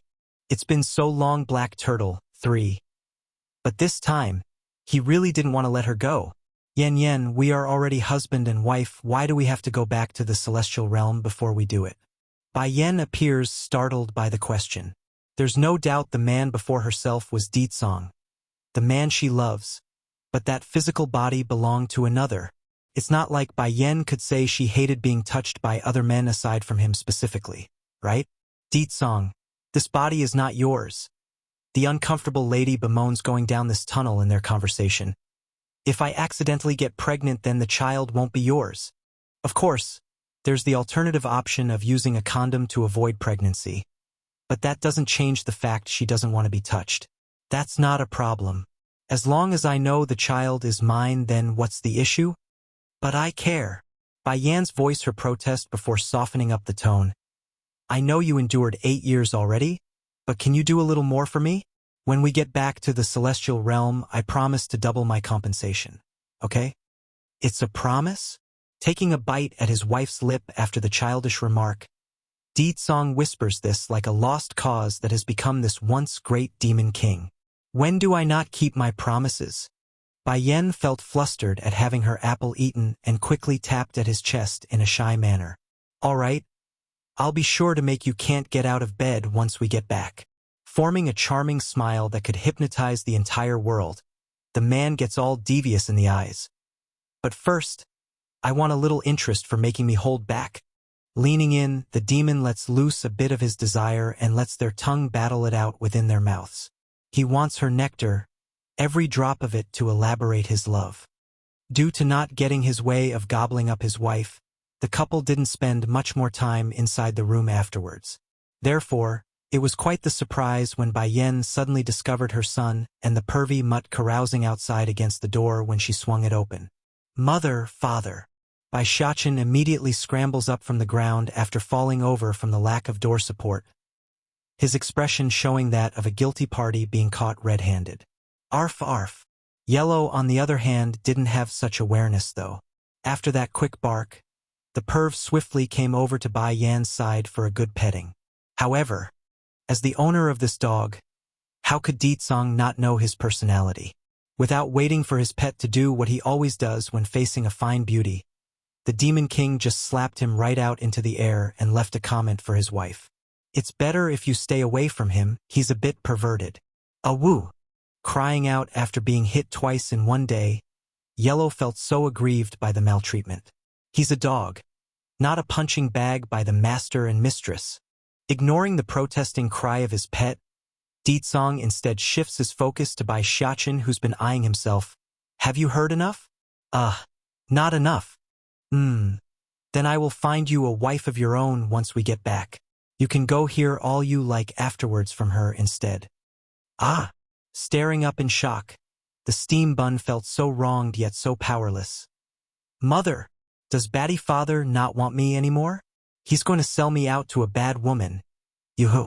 Humph, I don't want a wife. I only want to cling on to Mother for the rest of my life. Giving her son a rub on the head to calm his tearful face. Although you are still small now, it doesn't mean you won't eventually grow old. Marrying a wife is part of life. The earlier you find a suitable partner, the better. The marriage can come later. It's been so long, Black Turtle, for... By Shachen's grievances almost flooded into a river. For some reason, he's got this feeling that his precious and most beloved mother has now shifted her love away from himself ever since Bai Yen married Ditsong. Ditsong, after we speak to Yi and arrange the rest of things here, we will go back right away. Bai Yen states this smilingly at her husband. You, the golden retriever that's been moping around seemingly sensed the mood and immediately got all sad in the face. He immediately snuggled up to the boy to emphasize what he wanted. Understanding his friend's emotion by the physical contact, Bai Shachen was the first to react and reached out to pat the mutt. Yellow, when we are not around you must listen to Auntie Yi. Perhaps we will be able to meet again in the future. Arf arf. Barking with pure sadness now at the confirmation. Yellow didn't need words to convey his emotions there. Yellow, I'll miss you and Orange, cat, too. Alright, where's Orange? I'm leaving already. How come he's not coming out to say goodbye? It's Ditsong who answers the boy's question in this case. I last saw him out chasing after a female cat. A bit choky in his voice, like he's also ready to cry since he got beat by a mating cat. The steam bun begins to lay down his last message, knowing there's nothing he could do. Yellow, you say goodbye to Orange for me then. I won't be able to wait for him to return. You don't need to see us out either. I won't be able to take it otherwise. After saying this, Bai Shachen lets go and began to walk away while constantly turning around after a few steps. It's obvious both kid and dog didn't want to leave each other behind. Yet there's nothing either party could do in this case. After all, they're not from the same world. The following conversation with Bai Yi went as smooth as it could have gone. Although the younger sister didn't have much confidence in herself just yet at being handed so much influence and power, she nevertheless wanted to try in order to prove to Bai Yen the trust wouldn't be in vain. That meant regardless of the price she must pay in the path, the young lass would do her utmost to achieve that goal. Just like that, everything's set and needed no more interference from the couple at this point. They're ready to leave, but not before bringing Bai Yi along to help pick up the deceased body that Ditsong was using. That's the least the Demon King could do since he borrowed the guy's body for so long. As for the things she got after returning here on Earth, Bai Yen figured it's best she waited until they returned to the celestial realm before using them. It would be too shocking for the people of this world if it's too explosive. Before long, after walking up the mountain for a while, Bai Yen soon saw the image of a handsome man wearing a long white garb waiting at the top. He's smiling at herself, and that told the woman all that she needed to know. Black Turtle, it's been a long time. Bai Yen still doesn't have any memory of that life from the past. But the connection she shared with this person was all the proof she needed in this case. It's a kind and familiar connection, something the woman couldn't quite describe yet couldn't ignore. My queen, it's been a long time for me as well.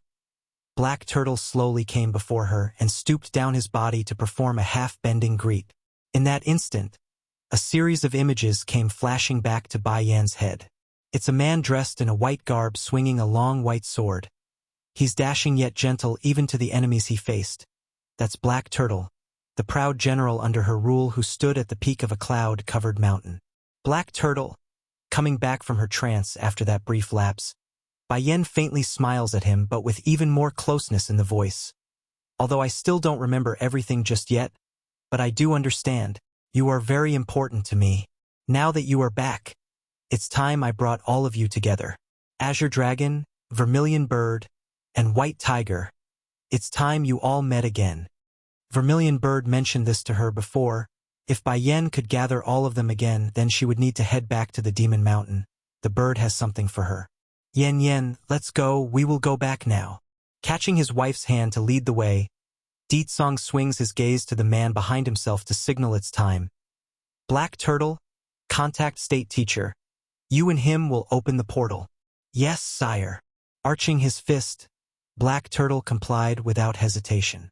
Madness 1. Celestial Realm. While a constant threat looms about under this vast starry sky, those inside the Celestial Palace are currently pacing back and forth in unease, their eyes filled anxiety from the deeps down. Is the Lord really not coming back? Keeper Zun asks with a troubled face. None of these keepers thought Yun Ruoshi would lie to them, therefore no alternative plans were made. thus sealing their fate lest something drastic occurs. How can the Lord forgive us when we made so many mistakes? Keeper Yellow tersely retorted. The calamity is quickly upon us, yet we of the Celestial Palace have no means to defend ourselves anymore. The Lord won't fight, and now Keeper Ling also destroyed the only tool we could have used when the time came. For a moment, all eyes were fixed upon the grumpy keeper mentioned here. The old fella saw this of course and grew irate, yet could not challenge the claim since he knows the fault lies with himself for why the sword broke. Stop this now. The Celestial Palace is already in disarray. We don't need any more pointless quibbles added between us. Keeper Zun frowns after stopping his peers from arguing. I thought fate smiled upon us when Bai Yen disappeared that day, but who could have thought another crazy lass would pop out of nowhere and murder so many in the celestial realm? If we don't do something fast, then the threat will only worsen and cause even more panic in the people. But what about the forces from the demon realm? Another keeper speaks up, his voice getting worried. Though their army have retreated back to their own border and left ours, it doesn't change the fact that they are keeping an eye on us. If we leave the palace, then it would be the perfect opening for those demons to destroy everyone. We can't just let them do that, can we? I understand your worry, my brother. However, Ditsong and Bai Yen have already gone missing. That means the remaining forces in the demon realm is greatly weakened. If we don't go provoke them, then it should be fine. They most likely won't do anything rash during this period. This was Keeper Zun's optimistic opinion. He's honestly been scared to the bones at this point and wanted nothing more than a truce between both sides. The old man has seen for himself what Bai Yen could do after this short period of growth. With time, that woman would stand at the pinnacle of this world. Challenging such a person would be unwise and foolish. Besides, they needed Bai Yen. They needed her to fight when the great calamity arrives.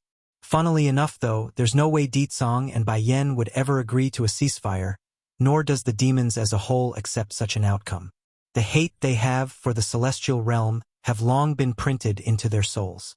Unless the demon realm firmly stomps on these people from the celestial palace and make them suffer the same level of suffering demonkin did thanks to their mistakes, then a peace treaty would be out of the question. It's then, without any indication during their gloomy silence, the grumpy Keeper Ling suddenly pulled himself up from the seat and began heading for the exit. He didn't say a word, but those behind him could immediately see what he was doing and called him out. Keeper Ling, where are you going? Keeper Zun frowns and asked. Stopping right before he reached the door, the grumpy old man casts a sideway glance back at his peers. You have all lost your backbone, but I have not. When so many denizens of our celestial realm are fighting with their all in our stead, you all are brooding around in this hall without doing something. I will not stand for this. I will go face that crazy lass myself if I must. Having said this, his figure explodes into a flash of light and disappeared before everyone. The words stung the rest of the gathered elders here, but Keeper Zun and Keeper Yellow both understood why their grumpy counterpart would think that way. Without objection or outrage, they also gave chase after sharing an understanding glance with each other. Keeper Ling is right. If we continue to worry this and that, then nothing will ever be done. The demon realm isn't attacking yet. That means we can still use this opportunity to save as many as we can. Madness, too. Inside a city located not far away from the Celestial Palace, countless powerful individuals are currently confronting a little girl who radiated a dangerous air using those demonic eyes of hers. She's gorgeous yet unapproachable with that spear in hand. Kill her, one of the stronger-looking men commanded, sending the rest swarming up to rush this foe. With the blood spraying everywhere as their attacks crossed, the girl only got more impassionate. Give me my mother and prince brother back. You'll give them back. These people in from the celestial realm only knows how to hurt us, hurt mother and his highness, perhaps. They will never come back again. At the thought of the worst possible outcome, a blast of madness ripped into the Mrs. Eye, causing her attack to grow ever more ferocious. Die! People in the world who hurt my mother and prince brother all deserve to die. The group defending his area was already nearing their limits when this occurred. Now to be confronted by another surge in strength from the girl, how could they take it? Of the one who ordered the hit, He was the first to go by, having his head blown right off that neck and leaving a downpour of red in his wake. "Return my mother! Return my prince brother!" Screaming in her voice, the little girl's every maneuver now brought great fear to those who were trying to reap her life. How is this possible? Is she really just a little girl? In all the panic and chaos, those who were too weak to retaliate quickly found themselves caught in the shockwave in the following sonic boom that sent everything flying off into the air like a cyclone just rammed through the terrain. It's pure carnage.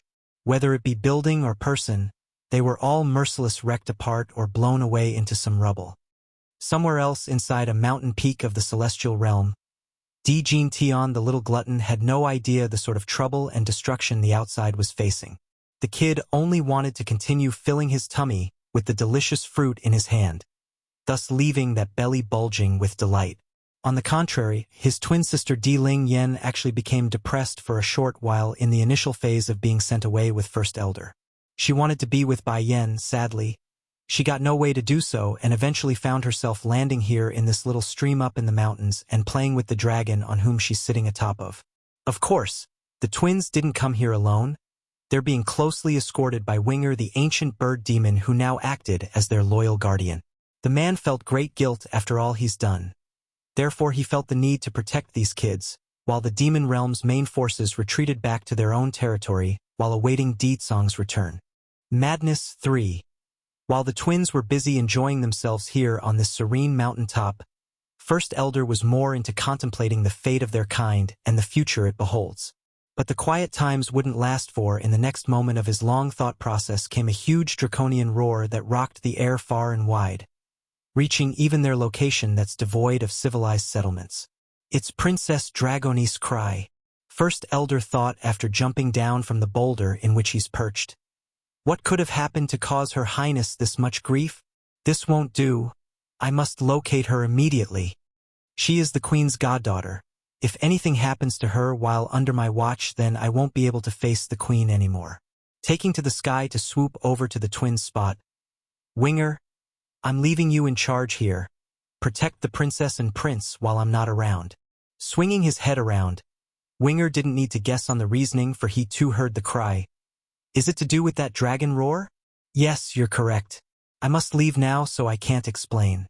If the Queen and King return, then take them both back to the demon realm. His Majesty will know what to do if I don't return in time.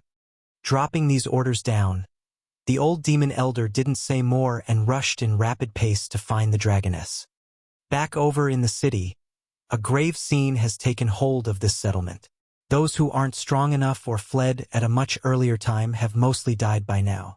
They are very scared of the young dragoness, who's clearly not in the right mind. You're never going to find your mother and prince brother in this lifetime. Ha ha ha. One of the more frightened defenders couldn't bear the intense pressure anymore and began to laugh maniacally. They're all dead. That's why. They're all dead. The others remaining were all immensely shocked by their comrade's outburst. They understood why one of their own would lose themselves like so. After all, the other girl had started the attack without any warning and kept insisting they tell her where that mother and prince brother was. And if they refused, she would charge at them and smash everything in sight. However, there remains a pattern to this, so the last of them could still contend with the fact, but now, one should never provoke someone that's already walking on thin lines in their head. Otherwise, it would only cause more harm. And sure enough, when the person's words came out, the young lass's iris diluted into an unfocused haze, the sounding cutting off from her world with only the sound of heartbeat thumping. It's a very rhythmic sound, but a knock on her last strand of reasoning as well. Dead? Mother's dead? Brother Shachin is dead? Didn't they only said they're missing? Why would they be dead? If they're dead, then what am I going to do? Tears flowed down the girl's cheek like a raging river, unable to be stopped or hindered. Revenge. I'm going to avenge them.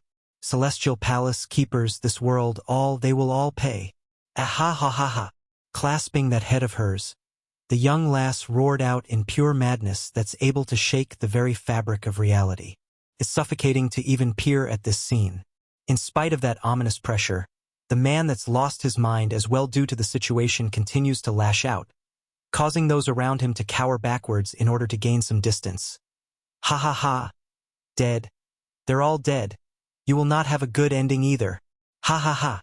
But that outburst didn't get to last much longer, for a small hand reached out and grabbed him by the throat, snapping that bone and ripping his head right off the body. Blood sprayed out in a geyser-like frenzy, staining everything within reach, including the ruthless and bloodthirsty girl and the sky itself. If they died, then all of you will die too. Tossing the now headless corpse onto the ground with a heavy thud, the demonic being fixes her focus onto the last of the survivors. The remaining defenders really wanted to cry foul at this point. They didn't lament or care for that fool's death since he caused it, but they didn't do nothing to warrant this level of attention. This damn idiot.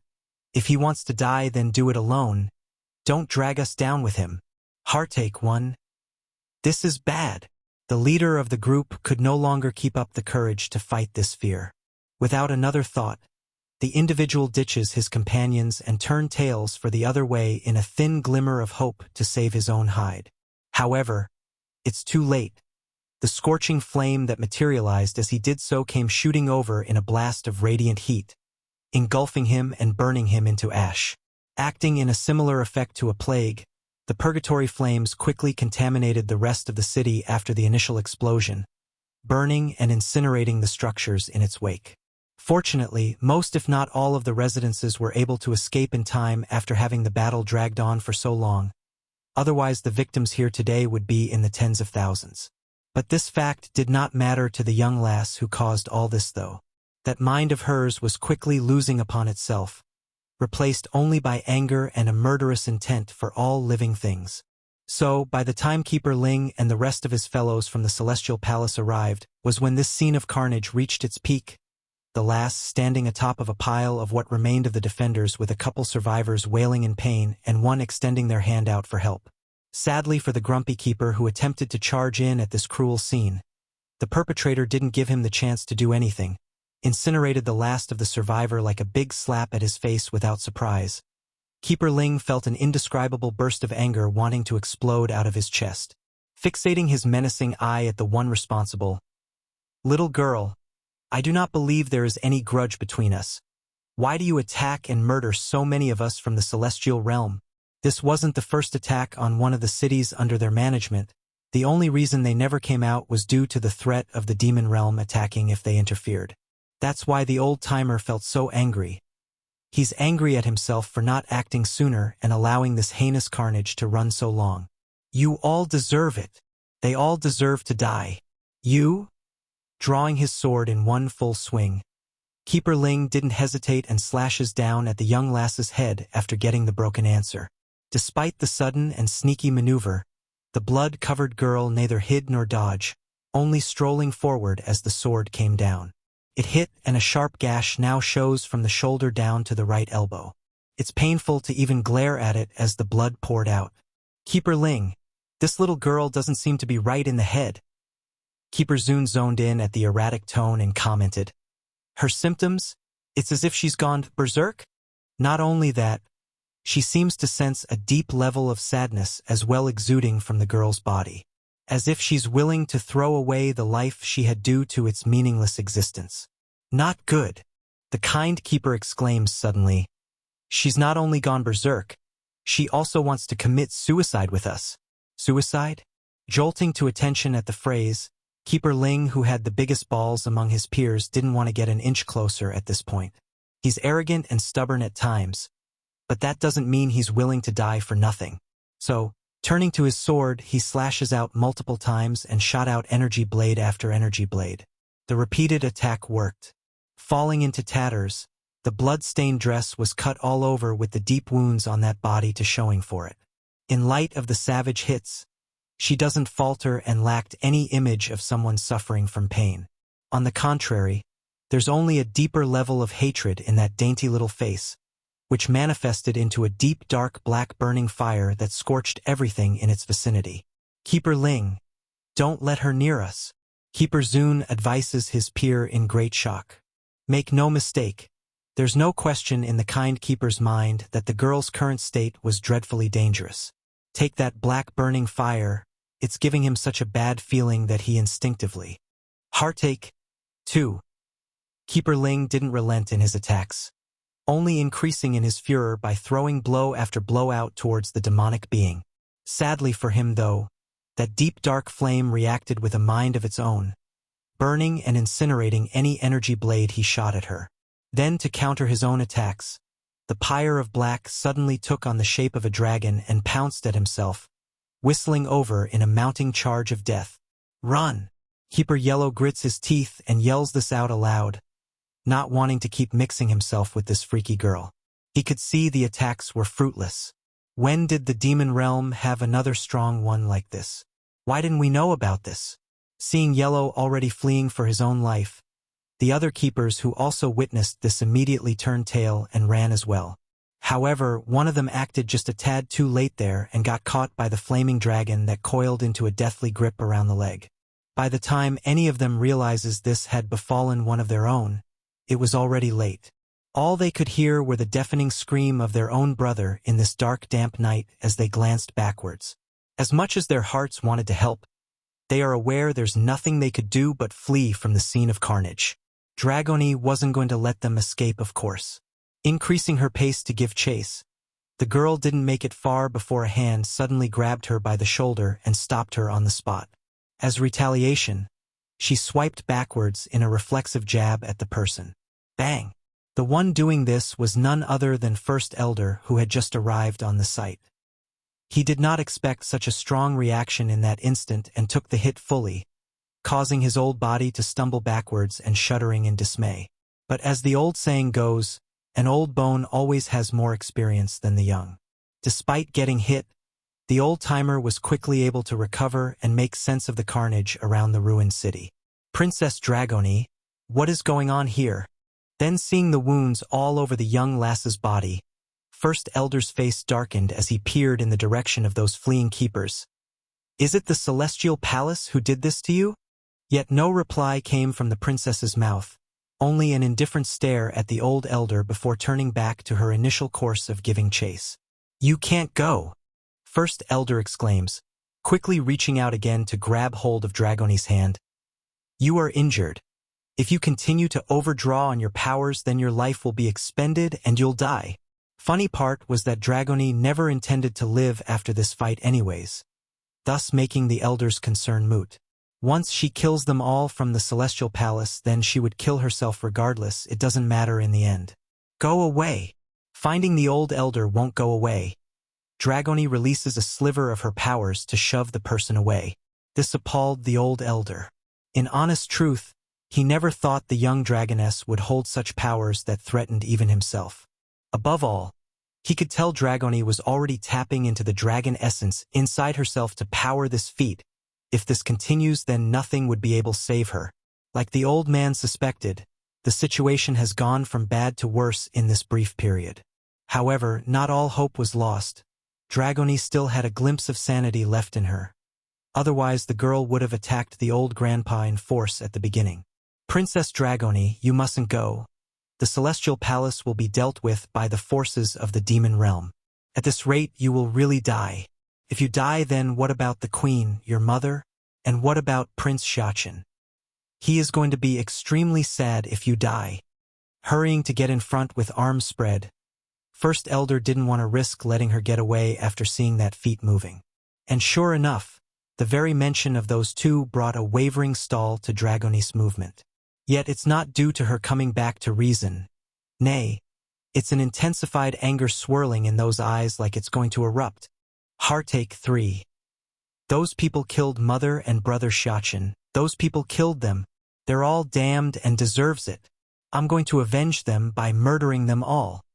Crying her hearts out, Dragoni's body began curling up into a ball as she clasped her head in agony. There's so much sadness in that voice that it's unbearable.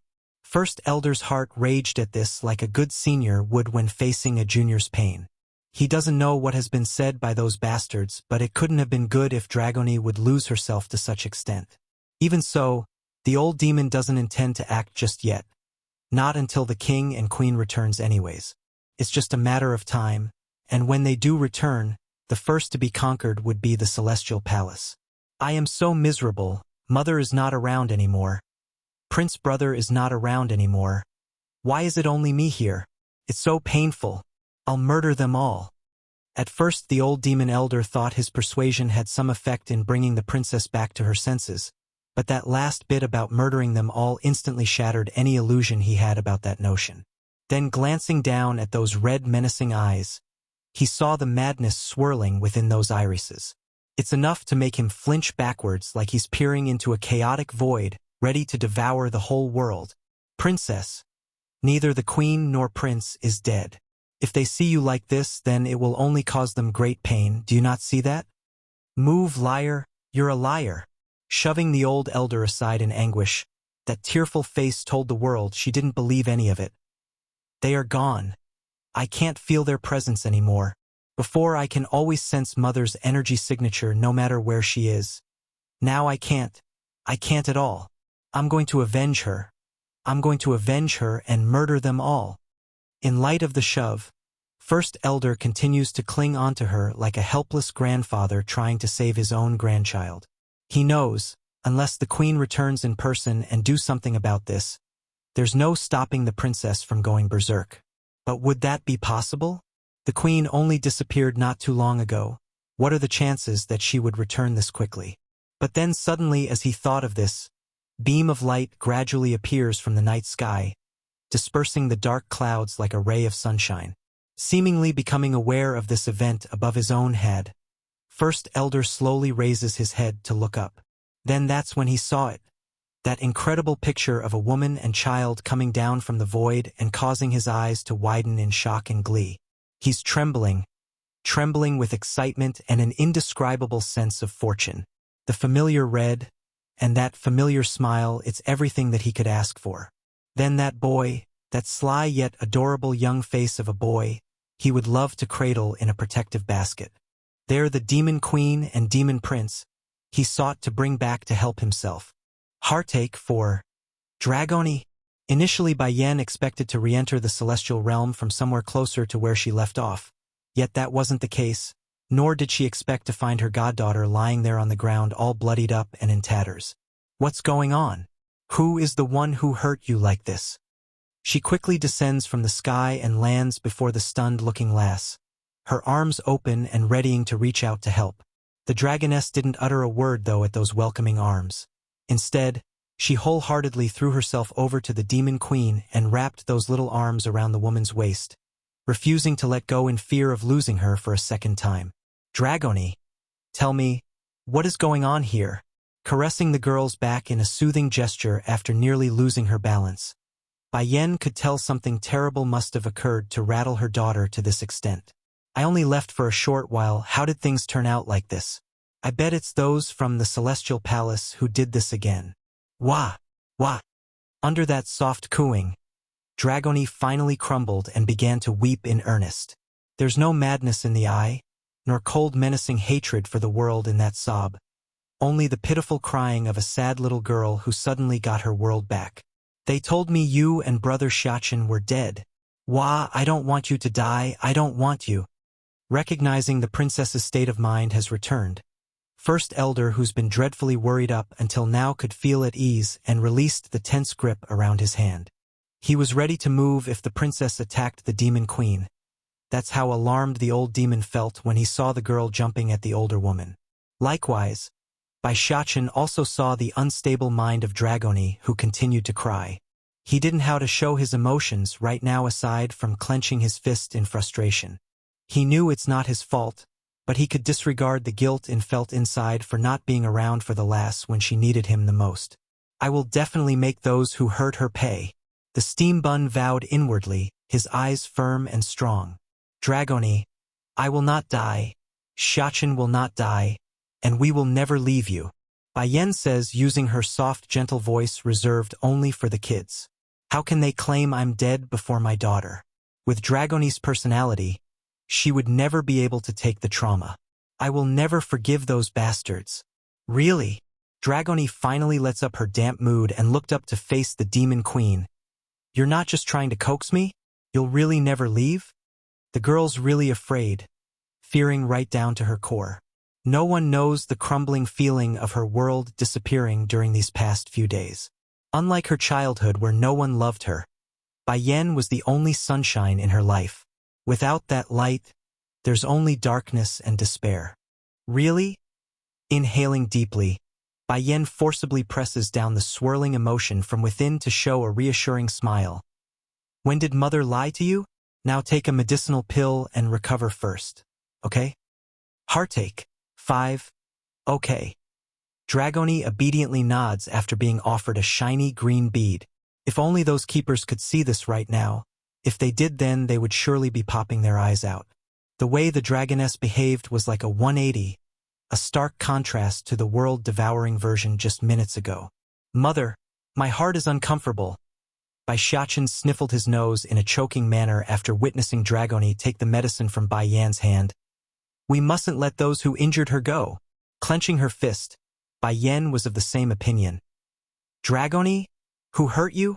Looking up with those teary eyes, the girl answered without hesitation. It's the people from the Celestial Palace. The Celestial Palace? The Demon Queen's face darkened some more, her eyes narrowing into a slit. Those bastards still haven't learned yet? How dare they hurt my daughter? In that case, I will be sure to settle the old and new debt altogether. Dragoni, does it still hurt? She asks in aching pain, both for herself and her sweet daughter. The question actually brought a momentary daze to the little girl. Truthfully, Dragoni herself didn't feel any pain despite all the physical injury on her body. Rather, the pain had hailed from the mental side, the soul. Now that Bai Yan has returned, that pain was also gone. It doesn't hurt. The dragoness shakes her head before turning to the teary steam bun. Prince brother, did you cry? Startled at being called out, Bai Xiaqin hurriedly wipes his watery eye to put on a strong face. I did not. I am a man, I will not cry. As if he would admit that even if he did.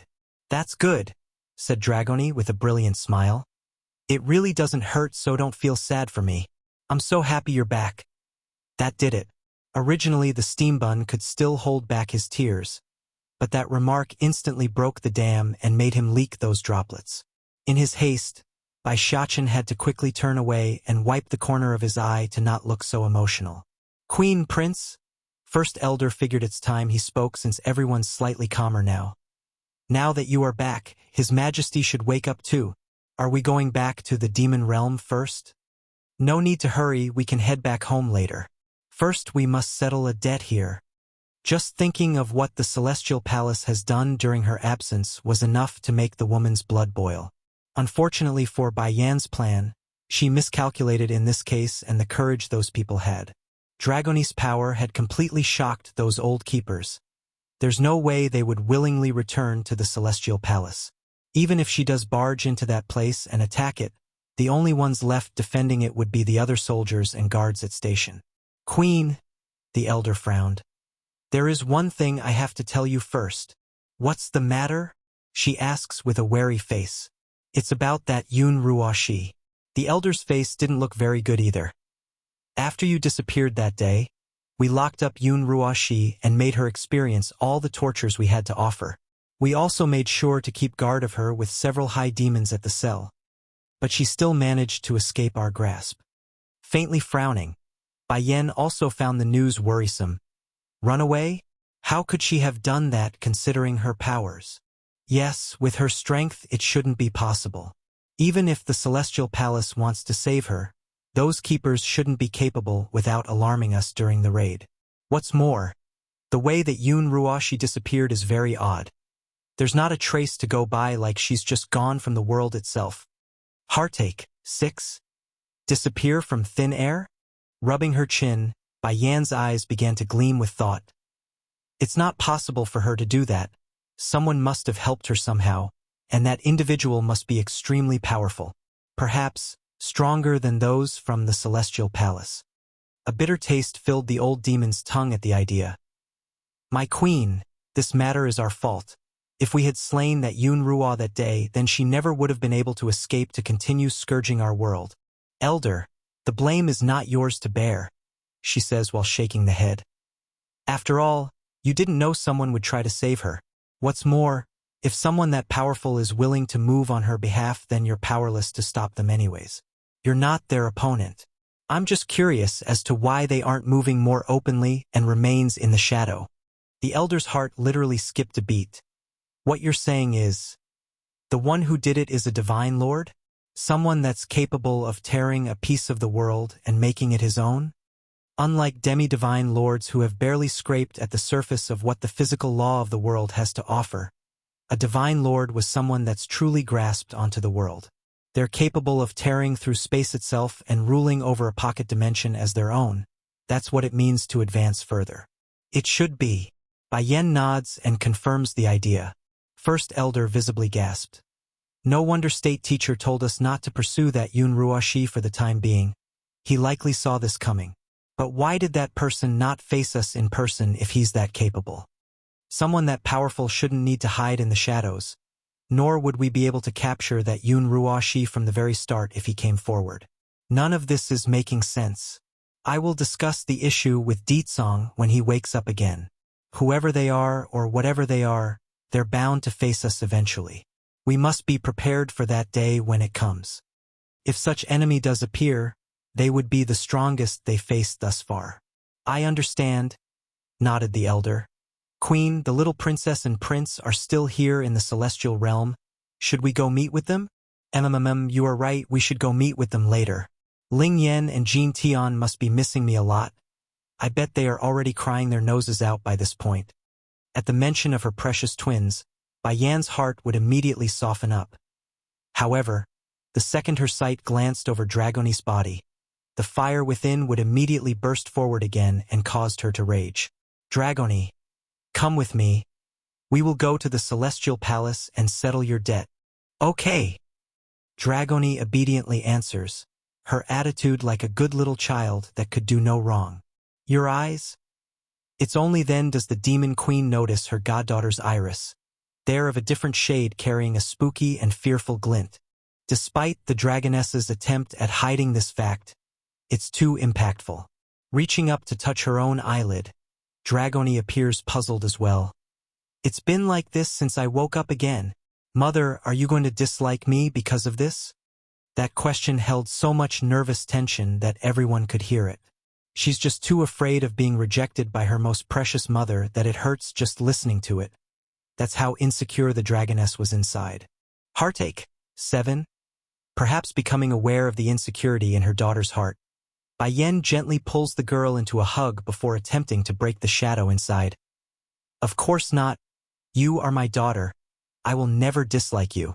If I really don't care, then why would I keep Xiachen then when he was born? After all, as a human being, giving birth to a talking fox was out of this world for someone that came from Earth. But her love as a mother won out in the end. Regardless of what species in which the baby hailed from, she would love them all as much. Bai Xiachen, who heard this, immediately made a displeased and wronged face. In his mind, the boy finds himself to be very cute and adorable when he was born. Therefore it made no sense as to why his mother would even suggest the idea of abandoning himself. Dragoni, you don't need to worry. Me and mother will never turn our backs on you. Giving the girl a pat on the head, he also tries to comfort her in his own way. Breaking out into a brilliant smile at the contact. She's truly relieved and found the baggage dropping off her shoulders. It's good that mother and brother Xiachen won't turn their backs on me. Within a mountain range of the celestial realm, Di Ling Yen was currently having a great time playing atop of the big blue water dragon lying in the pool of water underneath. Your injury should be about healed. In that case, Her Highness should stop providing you with her blood. Winger the guardian bird says after finding the creature's health stabilizing. The idea to use the princess's blood to heal this blue dragon was none other than Di Ling Yen herself. She's a very kind child. In front of an injured animal, she couldn't resist the urge in offering a helping hand when she had the means. Fortunately, the process didn't take much due to the prominent effects of her blood. Only a few drops here and there was enough. That is obvious, you don't need to remind me. The blue-scaled dragon warmly retorts, its aura giving off a comfortable sensation to not only the demons around, but to the terrain as well, with its power gradually returning following the recovery. Pleased by the answer, Winger crosses his arms and leaned in against the tree next to himself. I'm curious though, who managed to bring you to this state? Is it the same people who's been hunting me, from that place? The water dragon suddenly got all silent then, seemingly trying to decide on whether on answering the question with honesty or simply avoiding the question altogether. My enemy shouldn't be the same as yours based on my observation of your scar. As for whether or not they're from the same place, I can't be certain. Regardless, I will be leaving this place once I have fully recovered thanks to this child's blood. Don't worry. I will keep my promise to Bai Ning and form a familiar contract with her daughter if we were to ever meet again. The water dragon made a promise to Bai Ning for helping him during his weakest. However, he never mentioned anything about staying here forever. He also has an important commitment to attend to, that's why he's going to leave. If fate permits, then the contract would be fulfilled. Otherwise, I'll tell Her Highness the Queen that. Winger nodded, pleased enough to hear the commitment hasn't been forgotten. In that case, I will give you my name, chuckling at the bird's childish behavior. In all the realms, I go by only one name, Grave Blue the Water Dragon. I'm certain the mother of these two kids would eventually come to me. I can't wait to see that day, haha. Grave Blue has taken quite the liking to Di Ling Yen and the little glutton Di Jin Tian during this period. Undoubtedly, he's going to miss the little twins by leaving this place. Grandpa Water Dragon, are you leaving? Di Ling Yen leans forward from the dragon's head and peeks down at those big blue eyes and asked. Likewise, the little glutton also stopped in his act of gobbling the fruits and stared dazingly at the pool for the impending answer. Stray Dog 1. Yes, I have to leave this place. Little ones, I'm sure we'll meet again soon. There's only gentleness in the dragon's eye as he met the baby girl's gaze, tightly holding onto that head to show her sadness at the impending separation. Grandpa Water Dragon, I will miss you. Ha ha. Grave Blue guffawed a laugh. Help me say farewell to your grandmother Bai Ning for me. This will be our farewell. After saying this, the water dragon broke out of the pool and flew into the open sky with Di Ling Yen still sitting atop of his head. With a few circles around the air to let her enjoy the moment one last time, he descends back to the ground and gently placed his rider down before shooting back into the air. As he did so, the sky suddenly cracked and became torn like a hand had just ripped it apart. Grave Blue didn't slow down at this, rushing even faster into the void and disappearing from this world in its entirety. Where is Grandpa Water Dragon going? Looking at the direction where the dragon disappeared off to, the little glutton quietly comments, Why do I feel like he's not quite the same as us? After saying that, Jin Tian felt perplexed and troubled by what he didn't know. Shaking his head, the baby prince nearly made himself dizzy by doing so. He's simply too young to understand the complexity of his own dilemma, hence his quick ability to forget the issue. Uncle Winger? Di Ling Yen continues to ask using her babyish voice since she's a lot smarter. Grandpa Water Dragon is gone. Does that mean we're going home too? I want to see Mother. Bringing her thumb up to bite the nail, the young child was all sad and aggrieved along the face. I miss Mother so much. Slightly taken aback by the suddenness of this, Winger knew he had to tread carefully on this subject. Your mother the Queen isn't around right now. She's gone somewhere very far away. Don't worry, she will be back real soon. But why doesn't Mother bring me along? Pouting in an upset manner, the girl looks up with those poor eyes. I am very good. Why did Mother bring only Big Brother and not Ling Yen? I promise not to make trouble. As long as she could stay by Yan's side, then this princess would be satisfied. Princess, if your mother returns, then we will be noticed at the earliest hour. Why don't we rest for now, okay? Winger never thought that he would have such patience for a child, but in front of this pink tender cuddly ball of a loli, he had no strength to keep up his usual facade of being indifferent and unemotional. Despite the consoling words though, Di Ling Yen merely sat down beside the pool and remained silent. She may not be protesting or throwing a fit as she should in this case, but anyone with an eye could tell she's very sad and dejected. Prince, what are you doing? Winger asks after noticing the little glutton carrying a batch of red fruits over in his arms. They're very ripe and delicious looking, yet they're also too heavy for the child to carry at his tender age, which could be seen by the huffing and laboring pants. I'm saving these for Mother when she comes. They're very delicious. I'm sure Mother will like them. The corners of Winger's mouth rose, happy for how good this baby boy was. From the very beginning, he had discovered the specialness of these fruits in this mountain range. Not only are they delicious, but they're also able to increase the body's ability to absorb spirit particles in the air. It's not very useful for the average demon, but it's definitely able to help the young prince grow since he's so young.